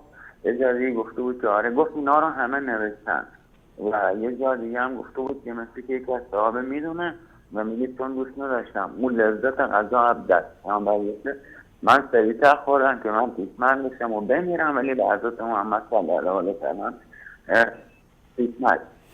گفته داری اینا تناقضات سیاسی اهل تسنن هستن و همه سندهایی که میگن بر حد واقعیت و سند معتبر. خواستم این اگه برام حالا توضیح بدین. بعد یه چیز دیگه هم خودش گفته بود، البته من توی مونده بودم، یعنی اصلا اون لحظه که این حرف رو زد من عذاب تو سرش تو چهرهش حس کردم. گفته بود که آره اینا فکر کردن نمیدونم مثل امام رضا علیه السلام که آره ای و امام رضا میدونستم، چون میگن میدونست که معمول سمو داده به امام رضا درست. ولی از یه طرف اگه میدونه به قول خودش رو گفته تو خودکشی کرد خود میگه نه شمشیر یه طرف بالا سرش بود اینو خوردی میکشیم و اینم خواهی چه فرقی داشته قرار بود شهید بشه خب با شمشیر میکشنش که بهتر بود و شهادتش لغتنگتر بود تا خودکشی. ایش برام سوال تخصیصی من بکنیم سوال اینو برام بگیم. و یه چیز دیگه تشکر دیگه هم خواستم بکنم بگم که من تشکرم خیلی به جای دارم از شما نکمم خیلی هایی که من دارم این امروز من اینجای کار میکردم انصاری و نماز رو من خونده بودم و گوشین دوباره از اونو گفت اومدم که وضو بگیرم دوباره نماز بخونم. بعد گفت که چیه سنی هستی فلان. گفتم من مسلمانم به سنت پیغمبرم. گفت آره من عمومم رفته بود کویت و برگشت و الان اونم داره 5 بعد نماز رو میخونم. خواستم بگم چرا ما بریم از دیگران، چرا ما قرآن خودمون نخونیم. و یه تشکری هم که خواستم بگم شما دلیلش اینه که شما هر چیزی رو که دارین میارین، حالا ناخون نمیگم روایت حالا خوب نیست یا اصلا بذارین کنار، نه یه چیزایی با روایت نیازه بگیم یه اتفاقات افتاده میشه و بعد از حالا ولی چیزی که خوشم میاد چیزی که من دارم لذت میبرم از این من با معتبرترین و مستندترین چیزی که شما جواب میدین قرآنه. یعنی هر چیزی رو من میدونم شما با قرآن جواب میدین. من خیلی جا سوال میکردم مثلا توی موندم مثل این که اصلا قرآن نمیخونن مثلا نمیدونن که تا یه چیزی حرف میزنی سری برمیگرده روایت کتاب روایت نگاه کنید اونجا نوشته. و یکی از چیزهای عجیبی که من دیدم چیزی که میخوان واقعا به مردم ثابت کنن و مردم بپذیرن اونو سعی میکنن از کتاب اهل سنت بیارن، از صحیح بخاری بیارن، از کتابای همچین کتابای بیارن. خودتون هم میدونین این قضیه چیه. من توی موندم من واقعا از خدا میخوام که ایشالله خدا به امید خدا تمام این مردم رو به راه راست هدایت کنم و از خدا میخوام که انشالله شما 100 سال دیگه زنده باشین و همینجور برنامه‌تون ادامه بدین. و شما یه چیزی من میخوام بگم شما بزرگترین کسی که پشت سر شما همون الله بزرگه و مطمئن باشین الله که از شما حمایت میکنه. چون من شبکه‌ها رو میبینم خیلی از زنگ میزنن به شبکه توحید، شبکه وصال حق، شبکه نور، شبکه کلمه یا اشهد رو میگن یا اینکه میگن آره ما فهمیدیم تازه دین چیه. خیلی اینا رو من میبینم، ولی شبکه‌های من شیعه رو میبینم یه سری آدمای خرافاتی تماس میگیرن به چیزایی میگن، ندیدن یه سنی زنگ بزنه بگه آره بابا من میخوام از راه برگردم و خودم بندازم پیش جا، همچین چیزی رو ندیدم. ولی خیلی ها رو میگن با تنها با نور الله و خودشون رو به بالا میکشن. ایشالله که همه همینجور باشن، ایشالله که همه برگردن. فقط های همسایین خواهش میکنم، از ته دلم میگم برام فقط دعا رو بکنم. من تنها آرزومه که پدرم و مادرم مشرک از دنیا نرن و یشهدشون بگن و بگن اشهد ان لا اله الا الله وحده لا شریک له و اشهد ان محمدا عبده و رسوله. فقط اینو بگن و اینو بگن، دیگه هیچی از خدا نمیخوام. من تنها دعا اینه. من بعضی اوقات اینقدر گریه میکنم از خدا فقط این میکنم. چند بار شبکه شما رو من گذاشتم تو تلویزیون، حالا به سری از دلایلی باز در آوردن پاک کردن، تو من اتاقم جداست، تلویزیونم جداست. فقط از خدا اینو میخوام، دیگه هیچی از خدا نمیخوام. تنها چیزی که میخوام همینه. دوست دارم فقط برام دعا کنید، چون خدا هر چیز رو بخواد میده. دوست ندارم خدا پدر و مادرم اون مشرکی باشن که خدا تو قرآن گفته من بر قلب‌هاشون قفل میزنم و بچه‌هاشون پرده می‌کنم. دوست ندارم این باشه. این آرزو رو دارم چون پدر و مادرم بی‌سوادن و تنها چیزایی که خوندن فقط روایت خوندن، به جزی هیچی نمیدونن. فقط یه سری قصه هایی میدونن که فکر کنم قصه های افسانه‌ایه، قصه های باور نکردنی هستن، قصه هایی که عباس جان شما دعا بکنید، نماز بخونید، خاصتا در نماز شب، در تهجد. این وقتی است که درهای آسمان باز است، الله سبحانه و تعالی ندا میکنه به اهل زمین. اون موقعی که همه خوابن، تک و توک انسان هایی هستن که از این لحظات زیبا استفاده میکنن. الله سبحانه و تعالی ندا میکنه به اهل زمین که آیا کسی هست که طالب مغفرت باشه تا او را مغفرت بکنم؟ آیا توبه کننده ای هست که توبه بکنه و من توبهش را بپذیرم؟ یعنی وقتی است، وقت استجابت دعاست. الله سبحانه و تعالی ندا میکنه که شما دعا بکنید، ادعونی استجب لکم. یقین داشته باشید که الله سبحانه و تعالی دعای شما را قبول میکنه. و همچنین در مورد مسائلی که مطرح کردید انشالله به اختصار صحبت میکنم. ممنون دستم. فقط یه چیز دیگه خواستم انصاری. من قبل از وضو همیشه 2 رکعت نماز تحت الوضو یا نفل فرقی ندارن. حالا من بگم تحت الوضو یا بگم نفل مشکلی نداره من اینو بگم؟ بله باشه، چشم، در این مورد هم صحبت میکنیم. دستتون در نکنه. تنها چیزی که میخوام از خدا همینه. انشالله که خدا شما رو همیشه بذاره و مطمئن باشین که دعای پشت سرتونه. سلامت باشید. خیلی دعایشون پشت سرتونه. الله مطالب من همیشه براتون دعا میکنم، برای کل شبکه‌های اهل تسنن که تمام مردم به راه راست هدایت کردن. سلامت باشید. الله مطالب کنه. تشکر از شما. خدا نگهدارتون. در مورد ازدواج سیدنا فاروق اعظم عمر بن خطاب رضی الله تعالی عنه با ام کلثوم بنت علی ابن ابی طالب رضی الله تعالی عنهما مطالب زیادی است در کتاب اینا. در ارشاد مفید اومده، در الانوار النعمانیه اومده، در بحار الانوار اومده، در تاریخ یعقوبی اومده، در علل الشرایع صدوق اومده، در فی رحاب الائمه اهل البیت اومده و در کتب اهل سنت هم تا دلتون بخواد اومده. من از بین همه اینا چون صحیح ترین کتابشون کافی است، روایت کافی رو برای شما عزیزان انتخاب میکنم که خیلی هم جالب است. یک بابی زده محمد ابن یعقوب کلینی. دوستان نشون بدن اینو. این کتاب الکافی در بخش فروعش از محمد ابن یعقوب کلینی، باب تزویج ام کلثوم. در این باب، در باب تزویج ام کلثوم خیلی جالب است. میگه علی ابن ابراهیم عن ابی عمیر عن هشام بن سالم و حماد بن زراره عن ابی عبدالله امام جعفر صادق فی تزویج ام کلثوم فقال، در مورد تزویج ام کلثوم گفت ان ذلك فرج غصبناه. میگه که این ام کلثوم دختری از ما بود که این را غصب کردن. یعنی چی؟ یعنی یک کسی بیاد دختری کسی رو به زور بگیره بهش تجاوز بکنه. این مطلب رو از ابو عبدالله امام جعفر صادق روایت کردن در این کتاب. شما رو با خدا تصور بکنید که چطور با روایت ها توهین میکنن به سیدنا علی رضی الله تعالی عنه. یعنی علی علیاذ بالله انقدر غیرت و مردانگی نداشت که کسی جرأت بکنه بیاد دخترش رو به اصطلاح بهش تجاوز بکنه یا غصب بکنه.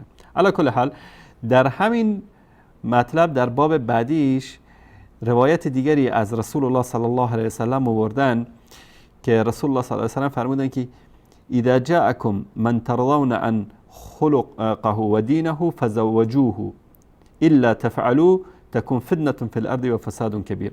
میگه اگر کسی آمد که شما از خلقش و از دینش راضی بودید دخترتون رو به ازدواجش در بیارید که اگر این کار رو نکنید فتنه و فساد بزرگی در زمین رخ میداد.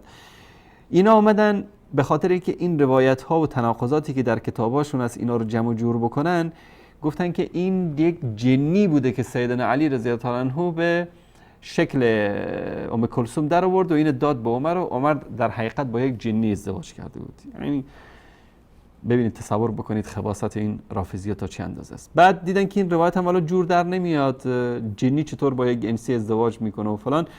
اومدن گفتن نه این ام کلثوم دختر سیدنا علی نبوده بلکه دختر اسما به اصطلاح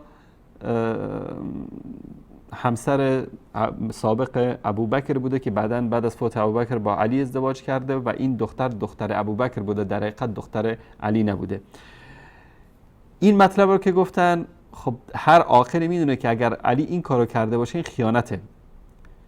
درسته که این دختر ابوبکر بوده اما در حقیقت دختر علی هم میشه، دختر اندرش میشه به اصطلاح و این امانتی بود در نزد علی ابن ابی طالب و علی نباید به امانت خیانت میکرد که دختری که علی ولیش هست، ولی امرش هست و زیر دست علی زندگی میکنه چطور به ازدواج عمری در بیاره که اون صفات رو داره که اینا تهمت میزنن به سیدنا عمر رضی الله تعالی عنه. بعد دیدن که والا اینم نمیچسبه، گفتن که همون قضیه که این جن بوده و فلان بوده و این، اما دروغایی است که اینا ساختن و در روایتاشون صحیح و ثابت است که سیدنا علی رضی الله تعالی عنه با اختیار کامل و با رضایت دخترش رو به ازدواج عمر ابن خطاب در آورده. در مورد اینکه به پیامبر صلی الله علیه و سلم سم دادن و تناقضاتی که وجود داره، ببینید عباس جان برادر عزیز، من بارها ذکر کردم ما روایت های صحیح داریم، روایت های ضعیف داریم، روایت های متروک داریم، تهمت ها زده شده در طول تاریخ. علمای ما آمدن سلسله احادیث صحیح رو جدا کردن، ضعیف رو جدا کردن، در این مورد زحمت کشیدن، صحیح بخاری، صحیح مسلم. و اینکه رسول الله صلی الله علیه و سلم سم خوردن و یک یهودی این کارو کرده بود در روز خیبر، یک حقیقت هست در روایت ها اومده.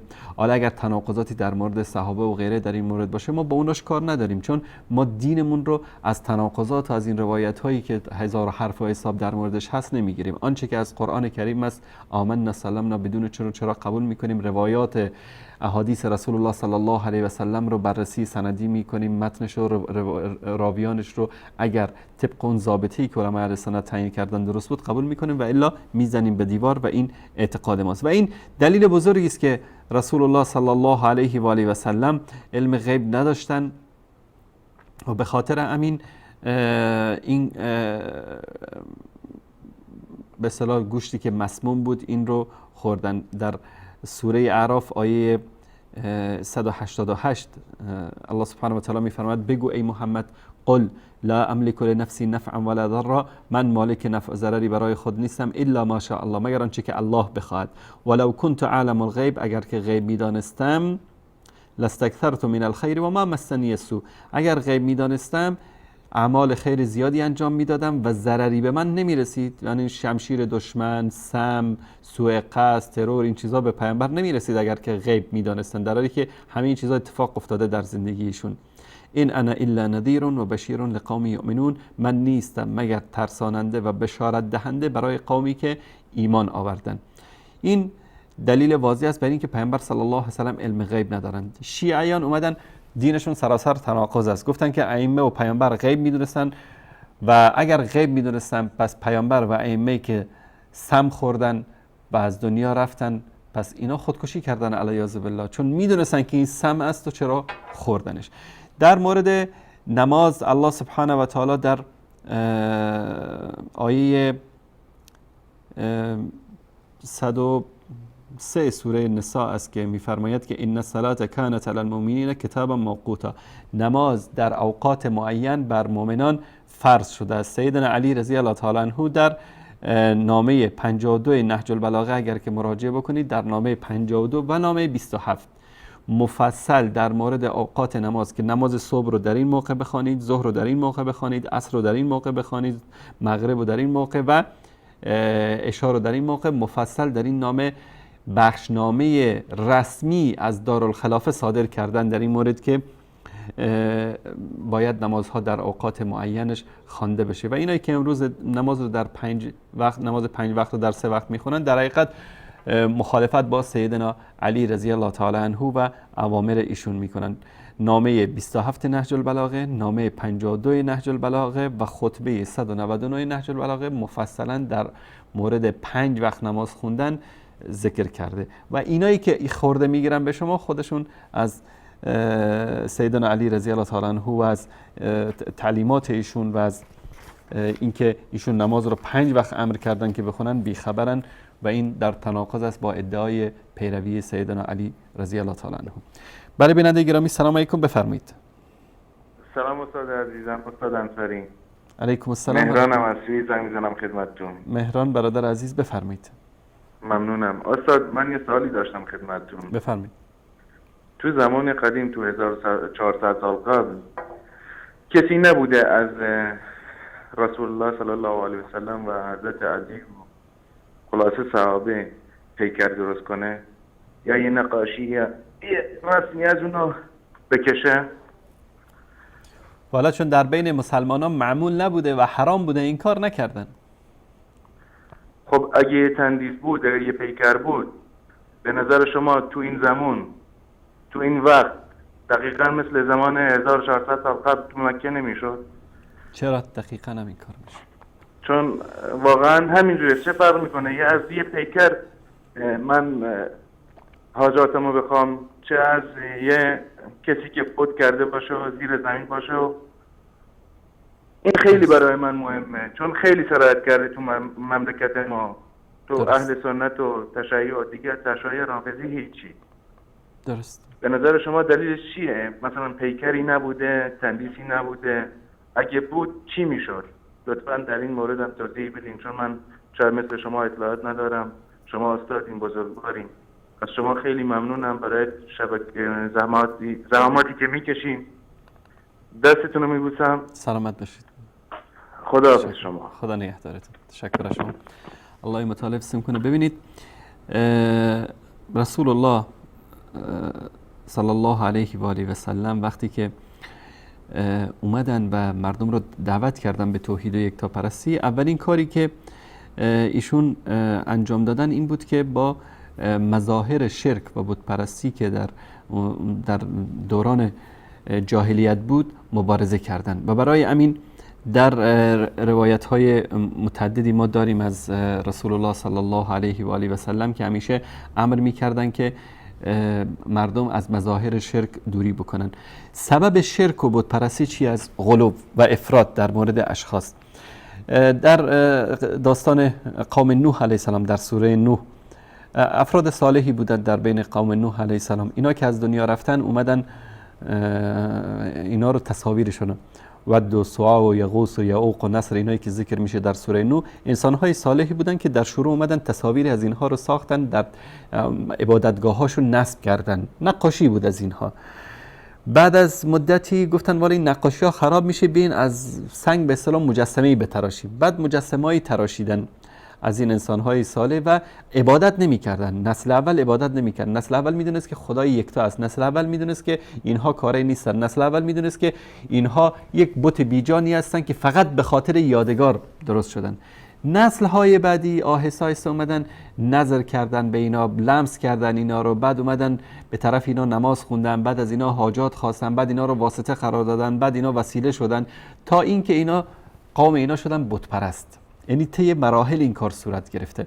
همونطوری که می‌بینیم از زمانی که حکومت شرک زده خمینی در ایران حاکم شد، مثلا در زمان شاه آمار رسمی وجود نداره که مثلا در ایران 1000 تا امامزاده بوده.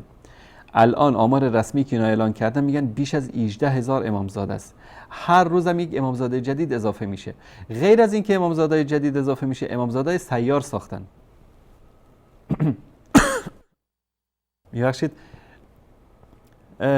یک مجسمه درست کردن به نام امامزاده و خلاصه رنگ سبز و پارچه بهش بستن، اینا در کوچه و خیابان میگردانن. فقط هدف همه اینها خالی کردن جیب مردم است. هدف همه این کارهایی که اینا انجام میدن، هدفش چی است؟ خالی کردن جیب مردم و اینکه چطور از مردم پول بکنن، چطور مردم رو فریب بدن، چطور بیان به بهانه‌های مختلف به نام خمس و به نام سهم امام و به نام فلان زیارت و فلان بارگاه از مردم پول بگیرن. در روایتی که در کتاب الطهاره من خدمتون نشون بدم، در وسائل شیعه از حر آملی، در اینجا روایت خیلی جالبی است. در اینجا در صفحه 629 در کتاب الطهاره، قال امیر المؤمنین علیه السلام، امام علی امیر المؤمنین علیه السلام میفرمایند که بعثنی رسول الله صلی الله علیه و سلم الی المدینه، پیامبر صلی الله علیه و سلم من رو به مدینه فرستاد. فقال، به من گفت لا تدع صورة الا محوتها، تصویری رو اگر دیدی جایی این تصویر رو پاک بکن. ولا قبرا الا سویته، مگر و قبری که بلند باشه مرتفع باشه الا اینکه این رو انوار بکنی. ولا کلبا الا قتلته، و نه سگی که مگر آن رو بکشی، چون در اون زمان وبا و یک بیماریایی که از طریق سگها انتقال پیدا میکرد و رسول الله صلی الله علیه و سلم این امر رو کردن و سیدنا علی رضی الله تعالی عنه رو برای نابود کردن مظاهر شرک به مدینه فرستادن. و در کتاب من لا یحضر الفقیه، مستدرک الوسائل، مرآت العقول، تهذیب الاحکام، بهار الانوار، کافی و الاستبصار مطالبی در این مورد اومده که از قبر پرستی، ساختن گنبد و بارگاه بر قبر، همه این مسائل منع شده، اما این کار رو میکنن و مخالفت میکنن با ائمه بزرگوار اهل بیت رسول الله صلی الله علیه و آله و سلم. بله، سلام علیکم بیننده گرامی، بفرمایید. الو، سلامت باشید. سلام استاد. سلامت باشید برادر عزیز. خودتون رو معرفی کنید، از کجا زنگ میزنید؟ هستم از ایران.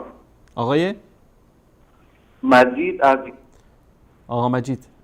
استاد، این رسای کبیر قضیه این شیر دادن هم توضیح بدیم. بعد مجید جان صداتون قطع و وصل میشه، من متوجه نشدم، یک بار دیگه لطف کنید بفرمایید.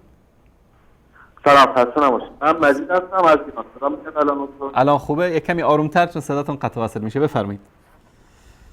استاد سلام، خسته نباشید. رضای اگه میشه توضیح بدید در مورد رضای کبیر. رضای کبیر، باشه. بله بله، من متأکد واسم اگه زنده باشید. تشکر از شما، خدا نگهدارتون. در مورد رضای کبیر اینا میان سر صدا زیاد میکنن که والا یعنی با وقاحت تمام. اون روزی که از اینا زنگ زده بود در رابطه عمومی خارج از برنامه زنده، شما در کتاب هاتون روایت اومده که عایشه به مردان نامحرم شیر میداد و فلان میکرد، در حالی که دروغه و همچین روایتی وجود نداره که ام المؤمنین عایشه صدیقه رضی الله تعالی عنها همچین کاری کرده باشن. این تهمت و افتراست. قضیه رضای کبیر چطور پیش اومد؟ سالم نامی بود، در زمان جاهلیت پسرخواندگی در بین اعراب وجود داشت. کسی میاد کسی رو پسر خوانده و در خونش میومد زندگی میکرد و به عنوان پسر اسمش رو میذاشتن، مثلا مثل همین زید ابن حارث بهش میگفتن زید ابن محمد صلی الله علیه و سلم. قبل از بعثت پسر خوانده‌ای داشتن به اسم زید و به اون میگفتن زید ابن محمد. بعد از اینکه آیه نازل شد که ادعوهم لآبائهم، اونها رو به اسم پدرانشان صدا بزنید، اینا پسر خوانده مثل پسر حقیقی نیست، بعد از اون اسمش رو گذاشتن زید ابن حارثه و که اسامه ابن زید که فرمانده لشکری که رسول الله صلی الله علیه و سلم قبل از وفاتشون ایشون رو تعیین کردن، جوان 19 ساله‌ای بود. این اسامه پسر زید، پسرخوانده رسول الله صلی الله علیه و آله و سلم، بهش میگفتن حب رسول الله، یعنی انقدر پیامبر صلی الله علیه و سلم بهش محبت داشتن. این در بین اعراب بود. ابی حذیفه وقتی که خونه می اومد و سالم جوان شده بود، سیبیل در آورده بود، در دلش چیزی احساس میکرد نسبت به چیز و اینو همسرش احساس کرد که یعنی ابو حذیفه راضی نیست از وجود سالم در خونه، یعنی فکر میکنه که این یک مرد نامحرمی است که در اینجاست. جوان شده بود سالم، اما این رو سالم به اصطلاح در خونه بزرگ کرده بودن، مثل فرزندشون از کوچیکی، از دوران شیرخوارگی. این اومد، خانم ابو حذیفه اومد به رسول الله صلی الله علیه و سلم گفت یا رسول الله، وقتی این ابو حذیفه میاد تو خونه من یه احساس میکنم که این راحت نیست، یعنی با این وضعیت. گفتن که شیر بده به چیز. گفتن یا رسول الله بزرگه. گفتن، تبسم کردن، گفتن میدونم، شیر بده بهش تا این چیزی که در دل ابو حذیفه است از بین بره.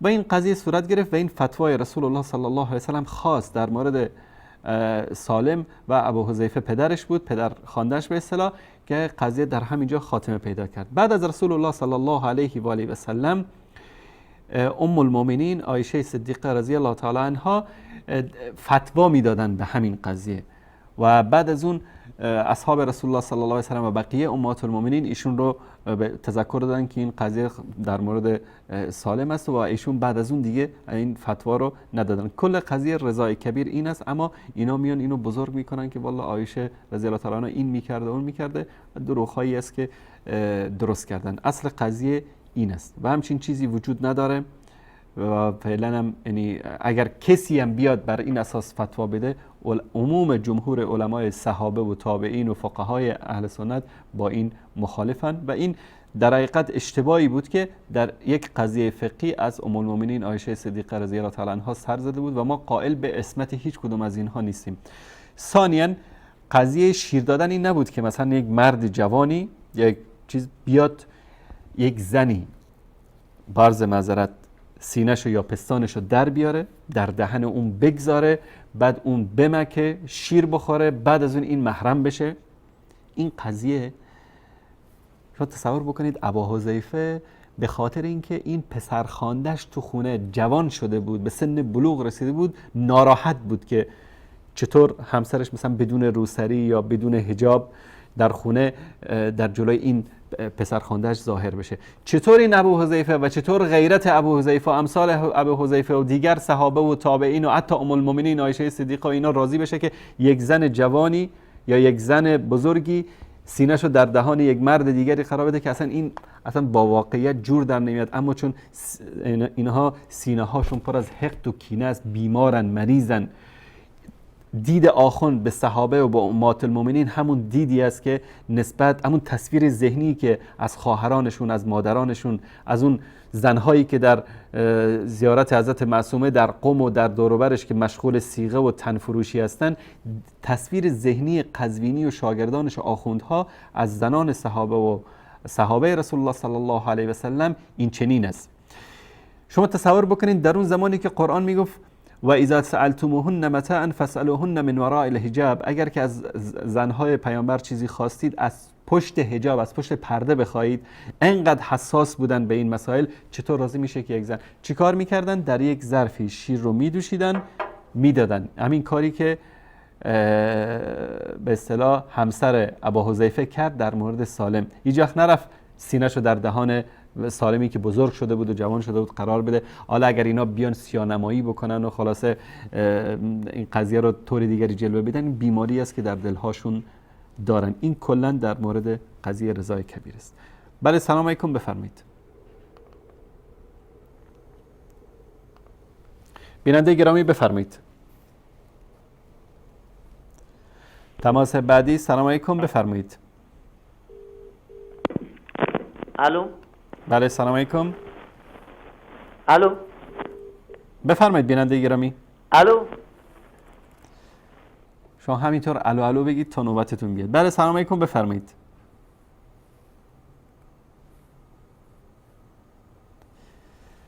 بیننده بعدی. سلام علیکم.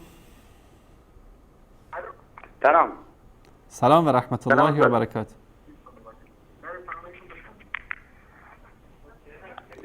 بفرمایید.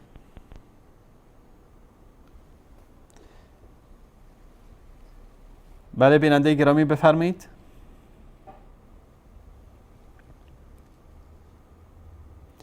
احمد آقا از طریق اسکایپ از تاجیکستان. بله بفرمایید. السلام علیکم و رحمت الله و برکاته. سلام و رحمت الله و برکاته. بفرمایید.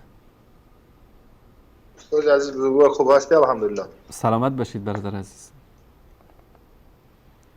من فقط میخواستم همین رو قید کنم که آقای چرکی و مقراش خودشان در آن کلیپی که شما نشان دادید گفتن که ما این کلیپ رو هم تحقیق نکردیم.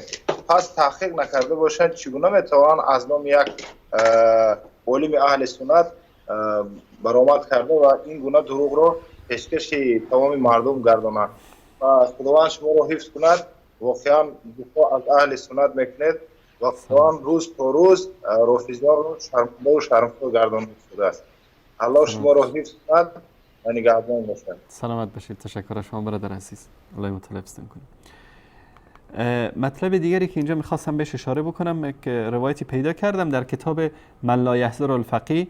احمد جان اگر نشون بدید این کتاب من لا یحضر الفقیه از ابن بابوی قمی در صفحه 153 احکام فرزندداری و رضا در حدیث 4683 از ابو عبدالله علیه السلام روایت میکنه که در قضیه رضا میگه که اینجا من فارسیشو براتون بخونم. اینجاست. امام صادق علیه السلام فرمود ریختن شیر در گلوی نوزاد خود مانند مکیدن او از پستان حرمت می آورد. بعد در زیرش نوشته شرح فقها این خبر را حمل بر تقیه کنند زیرا موافق فتوای ابو حنیفه و شافعی است. خباثت شارح این کتاب رو ببینید.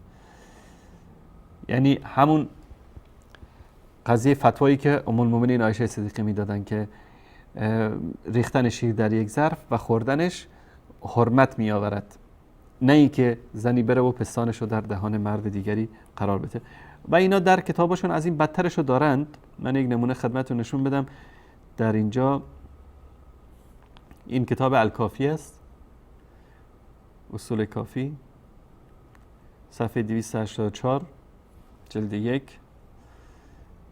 در اینجا گفته که ابو عبدالله امام جعفر صادق که روایت شد از ایشون که وقتی که پیامبر صلی الله علیه و سلم به دنیا آمدن چند روز مادرشون به اصطلاح شیر نداشت.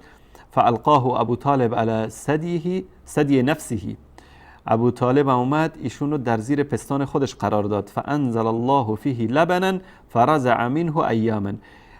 تا اینکه الله سبحانه و تعالی شیر در پستان ابو طالب نازل کرد و حتی وقع ابو طالب علی حلیمه السعدیه فدفعه الیها. تا اینکه حلیمه سعدی پیدا شد ابو طالب اونو داد بچیز. الان این روایت در اینجا از دو حالت خارج نیست. حالا اهل سنت اگر قضیه رضای کبیر باشه، این رضای مرد از مرد شیر میخوره. حالا تصور بکنید حضرت علی پسر ابی طالب است. رسول الله صلی الله علیه و سلم از ابو طالب شیر خورده، پس روابط علی با رسول الله صلی الله علیه و سلم میشه برادر شیرخواره.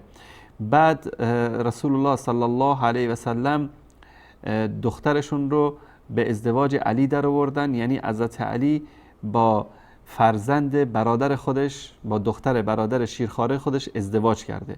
این یک طرف قضیه که دیگه خودتون حساب بکنید که چه. ثانیاً معلوم نیست که این ابو طالب مذکر بوده، مؤنث بوده، مخنث بوده، چی بوده که پستانم داشته و پستان شیرم می اومده و یعنی این قضیه است که در کتابای خودشون اینو به خاطر نشون دادم که اینا میان از یک روایتی، یک قضیه فقهی میان قضیه رو بزرگ میگنن و این همه روش مانور میدن. هدفشون هم توهین به ام المؤمنین عایشه صدیقه رضی الله تعالی عنها است. از کتابای خودشون خبر نیستن. به خاطر همین در عربی مسئله هست، میگه کسی که خونش از شیشه هست به خونه کسی دیگه سنگ پرتاب نمیکنه. بله سلام علیکم، بفرمایید. سلام علیکم برادر بزرگوار نام انصاری عزیز. سلامت باشید.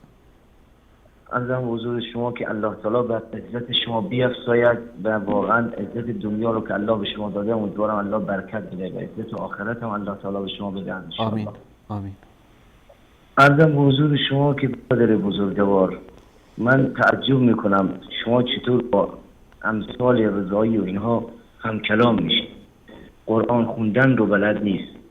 و عرضم حضور شما که کلام الله که به این واضحی هست که الله تعالی تبعیت مهاجرین و انصار رو در قرآن به وضوح داره، میگه این آقا نمیبینه، میاد معما از قرآن کشف کنه. و عرضم حضور شما که متاسفانه همه این پیروان مدعیان تشیع و همجوریان برادر بزرگوار، الله متعال میفرماید من الان عرضم عرایض بنده به اون کسایی هست که واقعا دلهایشون از نام الله به لرزه در میاد، از محبت الله قلبهایشان لبریز است. من عرض بنده به اونها هست که این آیت مد نظرشون باشه، ففروا الی الله، به سوی الله بروید، اذکروا الله ذکرا کثیرا لعلکم تفلحون، ذکر الله رو زیاد بگید. والذین آمنوا اشد حبا لله، مؤمنین واقعی کسانی هستند که بیشترین محبتشون برای الله هست. ای برادران عزیز، این الکی دست نمیاد، باید با الله تعلق داشته باشید. نمیشود با الله تعلق داشت مگر با کلام وحی و با پیروی از محمد صلی الله علیه و سلم. سنت پیامبر مشخص است. ای برادران عزیز، جناب رسول الله صلی الله علیه و سلم شاگردانی تربیت کرد که الله از آسمان از آنها اعلام رضایت کرد.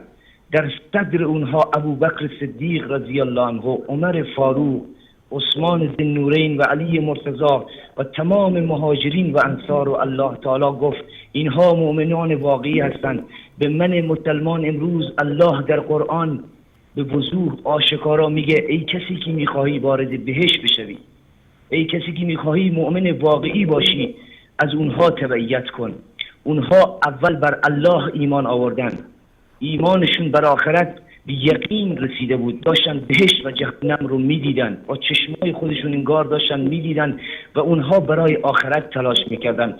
ای برادران عزیز، بیایید الله پرست باشیم، بیاییم غیر الله رو ترک بکنیم و بیاییم کلام وحی برای ما دلیل باشه، دلیل اصلی ما کلام وحی باشه، تکیه بکنیم بر کلام وحی و بر سنت جناب رسول الله صلی الله علیه وسلم چنگ بزنیم، بغض و کینه و حسد رو از قلب خودمون پاک بکنیم و یاران جناب رسول الله صلی الله علیه وسلم رو به عنوان معلم دین اونها رو قبول بکنیم تا رستگار بشیم. وگرنه ای برادران عزیز، ای رضایی های عزیز و امثال رضایی، در روز قیامت باور بکنید که پشیمان خواهی شد و اعمال شما هیچ ارزشی نداره.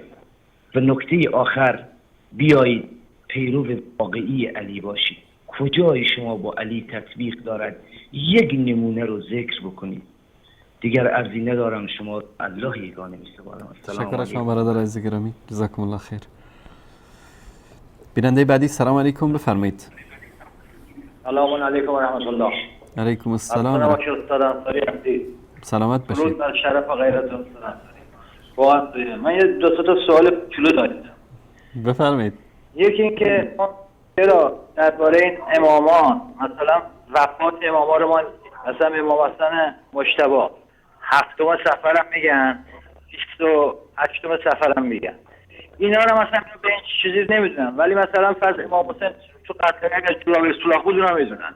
اینا رو یکیش از مسئلهش، یکی دیگه مثلا یه روز بعضی حرفایی که اینا میگن درست میگن، شما قبول نمیکنید. مثلا اینا میگن هر کی امام رضا رو زیارت کنه خیلی ثواب. خب این راست میگه، کسی امام رضا رو حالا زیارت نکرده که. مثلا فرض مشهد اون در و دیوار آهنالات هم زیارت میگه، کی تا امام رضا رو زیارت کرده؟ این یک دیگه از مسائل. یک دیگه هم، یک کاری دیگه هم که سوال دیگه هم که داشتم، اینا میگن آقای قاضی نگه عمامشه و داره نمیتونه صحبت کنه. حقیقت داره این برنامه. با تشکر از برنامه فوت و انصاری عزیز، شما رو مخاطب. تشکر از شما، الله سبحانه و تعالی استدان کنه. تشکر میکنم. من اولا یک مطلبی رو بگم در مورد وفات امامان. چرا وفات امامان انقدر اختلافات درش هست. دلیلش اینه که هیچ کس از ائمه بزرگوار اهل سنت و رسول الله صلی الله علیه و سلم و امامان و غیره، ببینید تاریخ ولادت دقیقشون، حتی پیامبر بزرگوار اسلام 12 صفر گفتن، 12 ربیع الاول گفتن، 17 ربیع الاول گفتن، تاریخ های دیگری هست در مورد، چون تاریخ ولادت و تاریخ وفات اصلا مهم نبوده برای مسلمان ها. مثل این موقع نبوده که هر سال وقت تاریخ وفات یا شهادت فلانی به سر و کله خودشون بزنن. اگر این مهمی بود، حالا شهادت امام حسین چرا شکی درش نیست که مثلا در روز 10 محرم رخ داده؟ چون اولا روز عاشورا قبل شهادت سیدنا حسین ابن علی رضی الله تعالی عنهما یک روز مقدسی بود در نزد مسلمان ها. ثانیاً عظمت و به اصطلاح فجایعی که رخ داد در این روز در کربلا بر علیه گل خوشبوی رسول الله صلی الله علیه و سلم، این رو سینه به سینه مسلمانان نقل کردن. به خاطر همین کسی در این قضیه اختلاف نداره. اما بقیه چون کسا مهم نبود که مثل الان تقویم بنویسن و هر سال به سر و کلهشون بزنن در اون روز، یا که نقل و نبات پخش بکنن روز ولادت، این چیزا بدعتایی است که بعداً به وجود اومده. رسول الله صلی الله علیه و سلم در مورد نوه‌هاش، در مورد سیدنا علی، در مورد خودش این کارو نکرده، صحابه نکردن، اهل بیت نکردن. در هیچ جا وجود نداره که اهل بیت و صحابه اومده باشن فلان روز ولادت رو جشن گرفته باشن، مثل که امروز اهل بدعت چه از بین اهل سنت و چه از بین شیعیان این کارو میکنن، روز مولود یا روزهای دیگری رو که ولادت ائمه بزرگوار باشه میان جشن میگیرن. این یک مسئله. مسئله دیگر این که در مورد زیارت فرمودید شما. من یک چیزی رو نشون بدم شاید تعجب بکنید. در کتاب تهذیب الاحکام احمد جان نشون بده این کتاب رو. این کتاب تهذیب الاحکام شیخ طوسی است. در اینجا این صفحه بعدش، در اینجا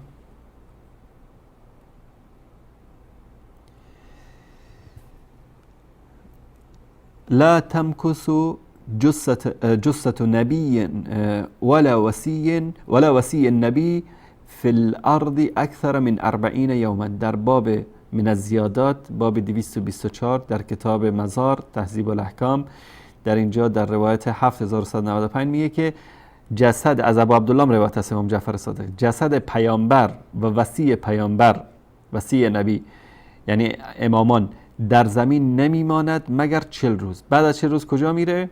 میره به آسمان. روایت بعدی ما من نبی ولا وصی يبقى في الأرض بعد موته أكثر من 3 أيام حتى ترفع روحه وعزمه ولحمه إلى السماء.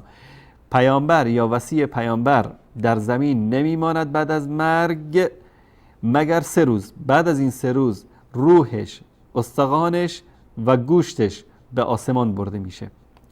روایت بعدی در همین باب 7197، اینم از امام بزرگوار روایت میکنن که امیر مومنین به حسن حسین گفتن که بعد از این که چیز شد ایشون رو در قبر گذاشتیم، گفتن که تیکه ای از به اصطلاح مثلا گل و خاکی که در سر بالای سرشون هست و بعد از اون میگه بگیرید که چیزی در قبر نمیمانه، یعنی جسد ائمه و پیامبران از زمین به آسمان میره، نه گوشش، نه پوستش، نه استخوانش، نه روحش، چیزی نمیمونه. تشکر میکنم. روایت بعدی هم از کتاب بهارالانوار است، دایره الخرافات شیعه. این کتاب بهارالانوار در اینجا در صفحه 318 همینجا روایت هم از سیدنا علی رضی الله عنه است که در اینجا میگه که انسانی که صالح باشه و چیز باشه و نبی و وصی و اینا چیزی در قبر نمیمانه. در اینجا هم همین مطلب رو آورده. تشکر میکنم احمد جان. روایت بعدی هم در کتاب بهارالانوارشون هست. این از بهارالانوار همینجا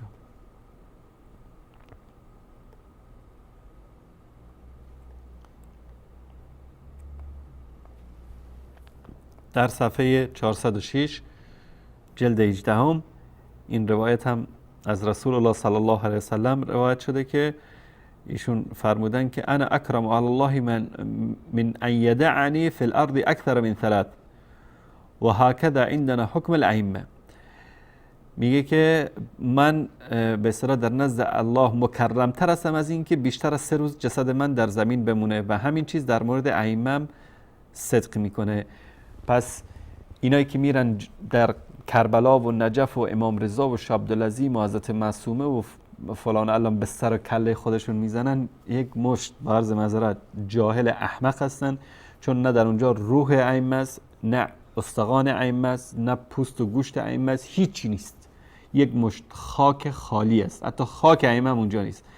و اینا سر شما کلاه گذاشتن. بیچاره‌های بدبخت در کتاباشون گفتن که ائمه و اوصیا در زمین نمیمونن، بعد از 3 روز یا بعد از 40 روز میرن با آسمان. از این طرف شما رو دعوت میکنن به زیارت جایی که اصلا هیچی در اونجا وجود نداره. تصور بکنید همین گنبد و بارگاه و قبر بزرگی که برای امام رضا درست کردن طبق اعتقاد شیعه، به اندازه یک مکان بی ارزش در دنیا هم ارزشی نداره، چون که هیچی در اونجا نیست. یک مشت انسان‌های فریبکار و حیله‌گر اونجا جمع شدن و شما هم میرید اونجا پول میریزید و اونم دارن کیف خودشونو میکنن و براشون مهم نیست که چه بلایی سرتون میاد. فردا روز قیامت هم هر چه داد بزنید یا لیتنی کنت ترابا، کسی به دادتون نمیرسه. نه مکارم شیرازی، نه قزوینی، نه وحید خراسانی، نه خمینی و خامنه‌ای، هیچ کدومشون. این حقیقت ماجراست. بله سلام علیکم، بفرمایید. الو سلام علیکم. علیکم السلام و رحمت الله. خدمت آقای انصاری گل و خسته نباشید. سلامت باشید برادر عزیز بزرگوار، بفرمایید. خواستم در مورد بودی در مورد بفرمایید. سیامک برادر عزیز کمی آرومتر صحبت کنید چون صداتون داره قطع و وصل میشه. بفرمایید. بله خواستم روافق صحابه پیامبر از حضرت ابوبکر ارگانش و منافقین علم میکنند. بله. فقط خواستم بدونم منافقین بودن این پیامبر اسلام در جنگ خندق نور جنگ و تاریخ گرفته. این هم قبول داره هم سنی. دو طرفه اول ایران و طرفه سعود و بعدا رو اینا فتح شد به وسیله شما مسلمانان مؤمنین. من الان از باور کن یعنی اینو برای یه دسته ولی سعود سربدی متوجه نیست. اگه منافق بودن ایشون به آرزوی حضرت محمد مرتد رفتن ایران، کشته دادن، سفرات شدن، همسرانشون پشتی که نقلی شدن، میتونم 1000 گرفتاری واسه کنم. آیا آدم عاقل اینو باور میکنه؟ آیا منظورم این آقای رضایی و احمد آقا و اینا هستند. یعنی آیا سایی نمیدونم شما به اینو اثبات کرده بودید اصلا مشترک سواد دارید. اینا من جلوتر میکنم خیلی بزرگش نمی کنم. مثلا بسیار من تقریبا 2 هفته پیش به این نتیجه رسیدم. هیچ گفتم مطلب خودم رو باید بوده دقیقا سیدنا علی و کفار و اینا نه مثل ابوزر حضرت ابوزر نه از مهاجر بوده نه این کجا بزرگ بوده آیا ساری درست این همه بزرگش میکنه. اینجوری که من مطالعه کردم بعدم به نظر من هیچ حادثه آورده میکنه. دشمنش آرزوی چون برآورده چجوری بگم نمیگم. بعدا هم آقای احمد که روز من کلیپر از ضبط میکنم آیا سری جدا شدم. روز 12 یا 16 و 11 سالی تو صحبت کردن باور کن من نفهمیدم نمیدونم چجوری ثابت کردیم. آقا استنم لا كده في الكتاب ما يصير أرى حتى روافق قبول قابلها وعشتي والعشتي مع البيت وكان البيت كافرم كذران ومؤمن شامل كنا من قبول شوي دهم آقا از حضرت علی تا حضرت امام حسن اون امام میشه آقا این کتاب از این بزرگان برام کردی درست یه فرمایشات که قرآن نباشه و خلفای راشدین هم اینا اصلا اجرا نکرده باشن درست این که گفته باشه درست. از این بزرگان اصلا آقا سیامک بزرگوار اگر امین روایت های ائمه اهل بیت و روایت هایی که از رسول الله صلی الله علیه وسلم در کتاب های اینا و در کتاب های ما از مقایسه بشه، بازم بر اساس همون کتاب الله و اطرتی ما پیرو اطرتی هستیم نه اونها. من برم باور يسلم من internet خاطر مدارك باور کنم من هاش کلاس سوال کردم. درست. تشکر از شما برادر عزیز. من دیگه آخر وقت مطالعه شاید زندگی کی پست سال باشه. السلام علیکم و رحمت الله و برکاته. درست. تشکر از شما برادر عزیز. الله مطالعه ستون کنه. زنده باشید. آقا شریف از روسیه پشت خط اسکایپ هستن. برای سلام علیکم بفرمایید.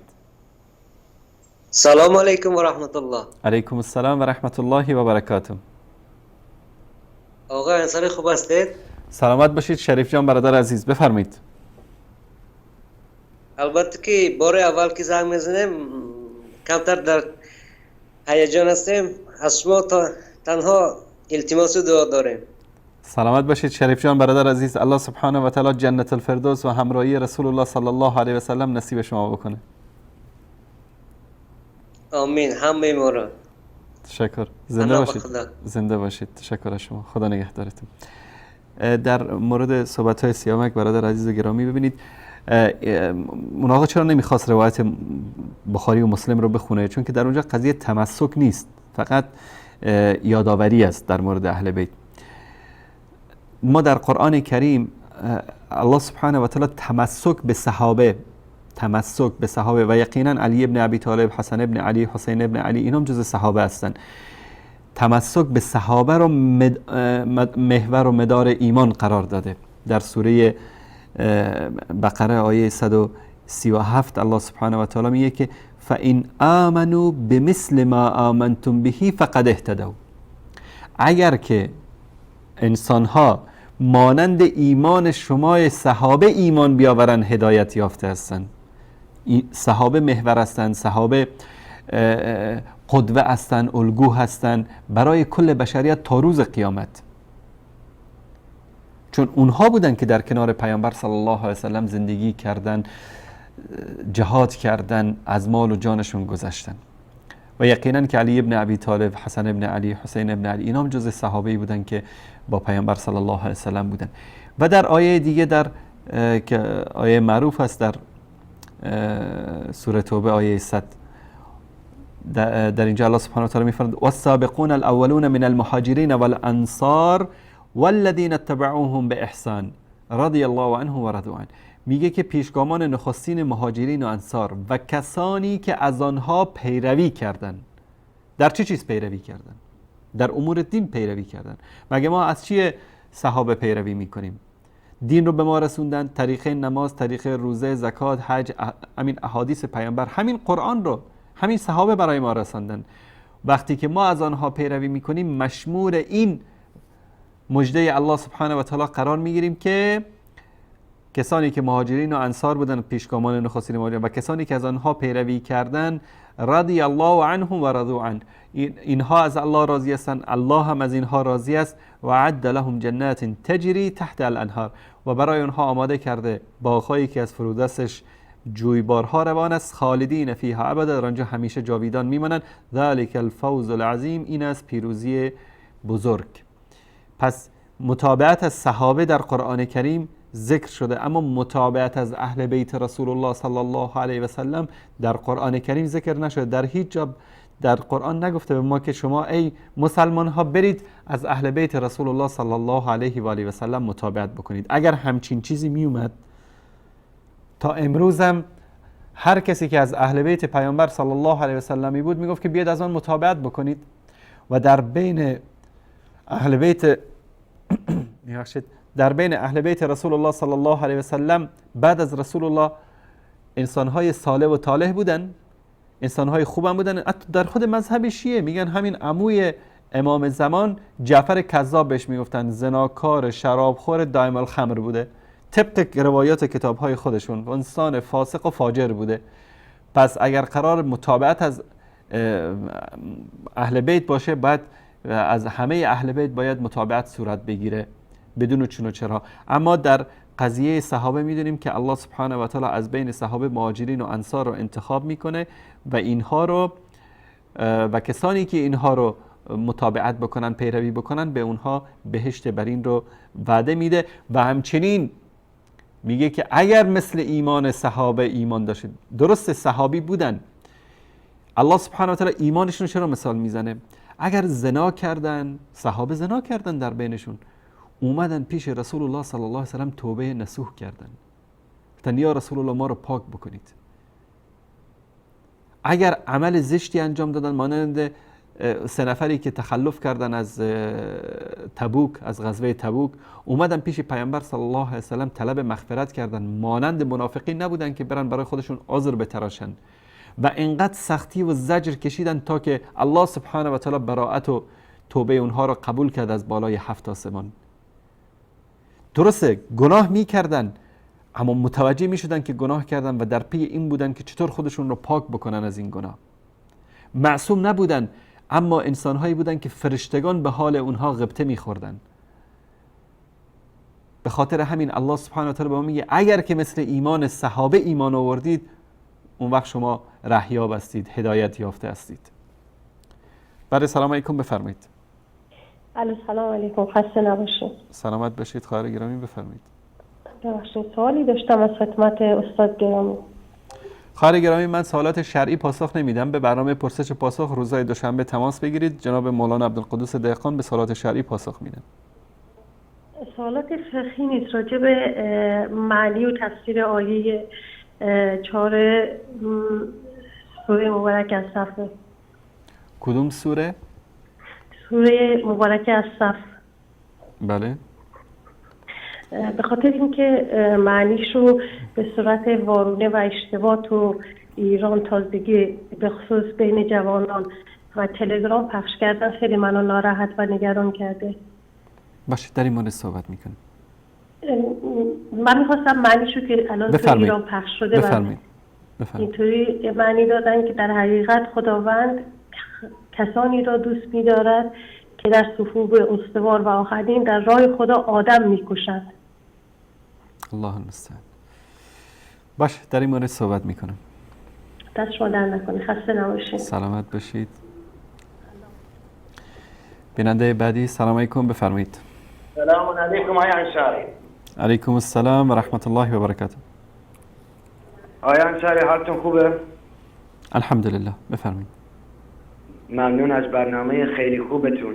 فقط میخواستم یه سوالی بکنم در مورد روایتی که تازه خوندین که کتب اهل شیعه نوشته که قبر ائمه بعد از 3 روز جسد نمیمونه داخلش. بله بفرمایید. بعد تو کتب اهل سنت همچین روایتی هست که انبیا تو قبر نمیمونن؟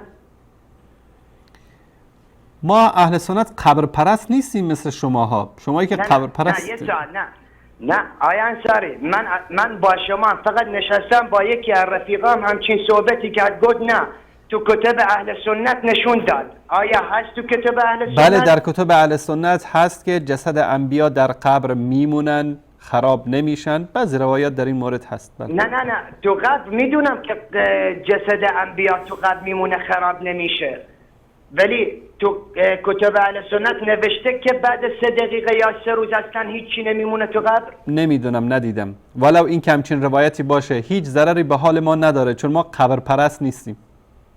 آره خب بعد روایتی که این تازه که خوندیم فقط تو کتب اهل شیعه، درسته؟ بله این روایتایی که پیش من هست تو کتب اهل شیعه است. بله.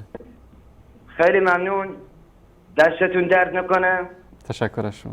من یه شیعه هدایت یافتم، دوباره هم میخوام بگم اشهد ان لا اله الا الله و اشهد ان محمد رسول الله. الله اکبر، الله اکبر. خدا حافظ. خدا نگهدارت. تشکر از شما. ببینید برادر عزیز بزرگوار، چرا من این روایت رو خوندم؟ برای من سنی حتی قبر رسول الله صلی الله علیه و آله و سلم، پیامبر در این قبر باشند یا نباشند فرقی به حال من نداره، چون اعتقاد به زیارت قبر یا رو قبر رفتن، دعا کردن یا که این مثلا گنبد و بارگاه ساختن، این جز دین نیست.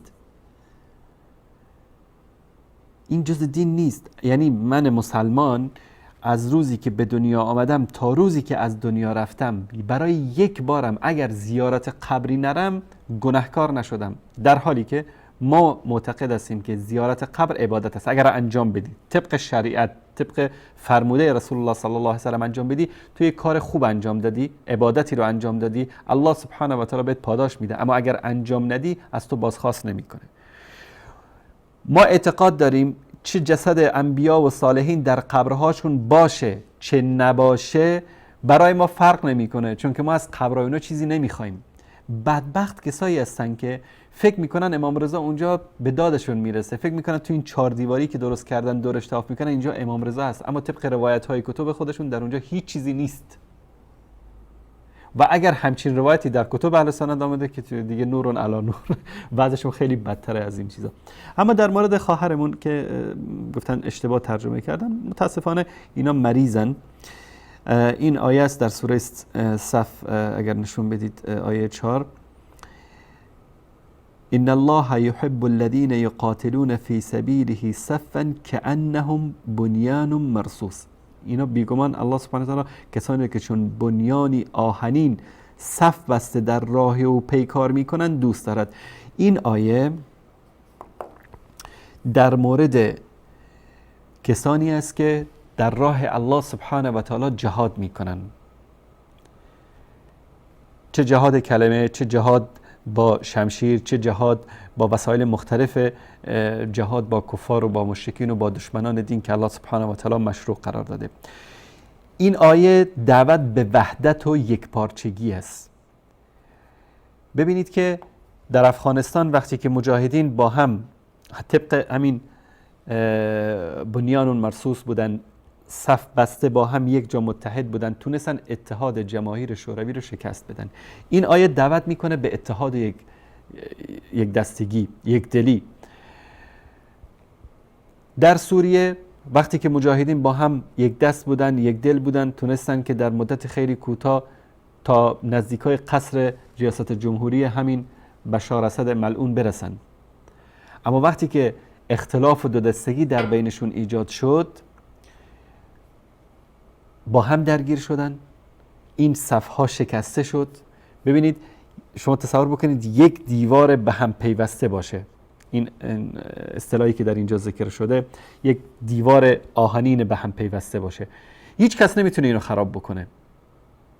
و اگر بخوانم خراب بکنن خیلی زور و طاقت و نیرو لازم است. اما اگر اینا در بین این دیوارها تیکه هایی باشه، تیکه تیکه باشه، هر کدومش رو به تنهایی میشه خراب کرد و از اونجا رد شد. این اشاره است به این. اما این که ترجمه کردن آدم میکشند، این دیگه کسی که این ترجمه رو کرده غرض و مرضی داشته.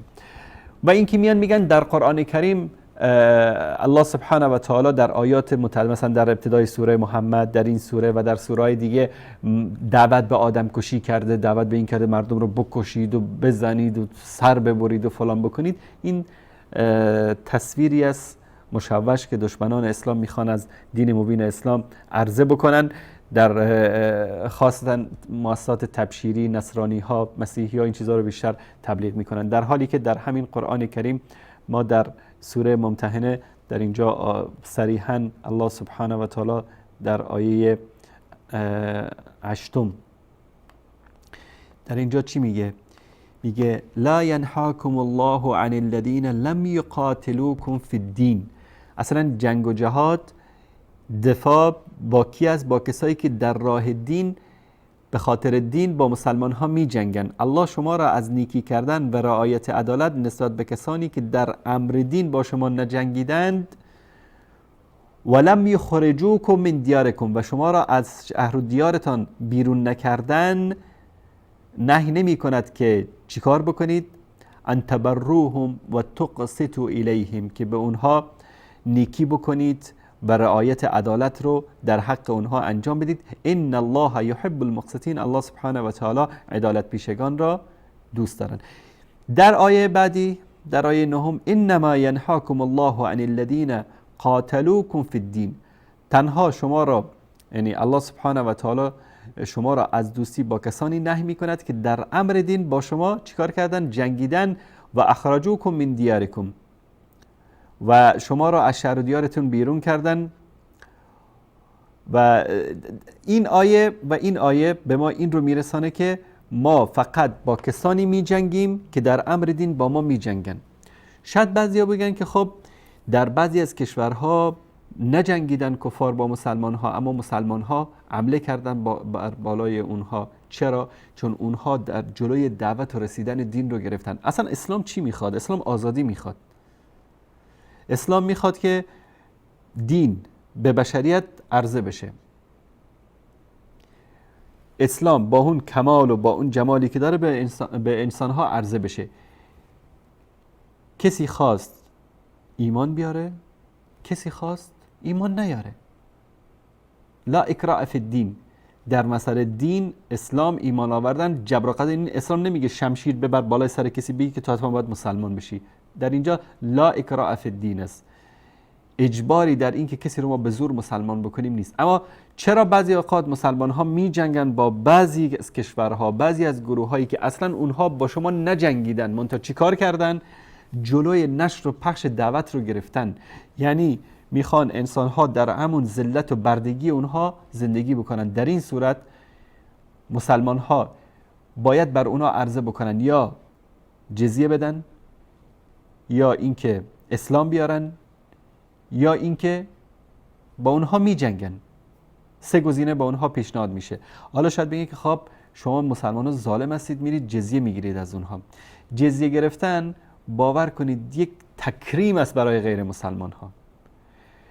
شروطی که در جزیه گرفتن وجود داره، مثلا مجموعی هستند کشوری میاد به مسلمان ها جزیه میدن، در مقابل این جزیه به اینها چه شرط و شرایطی دولت اسلامی میده؟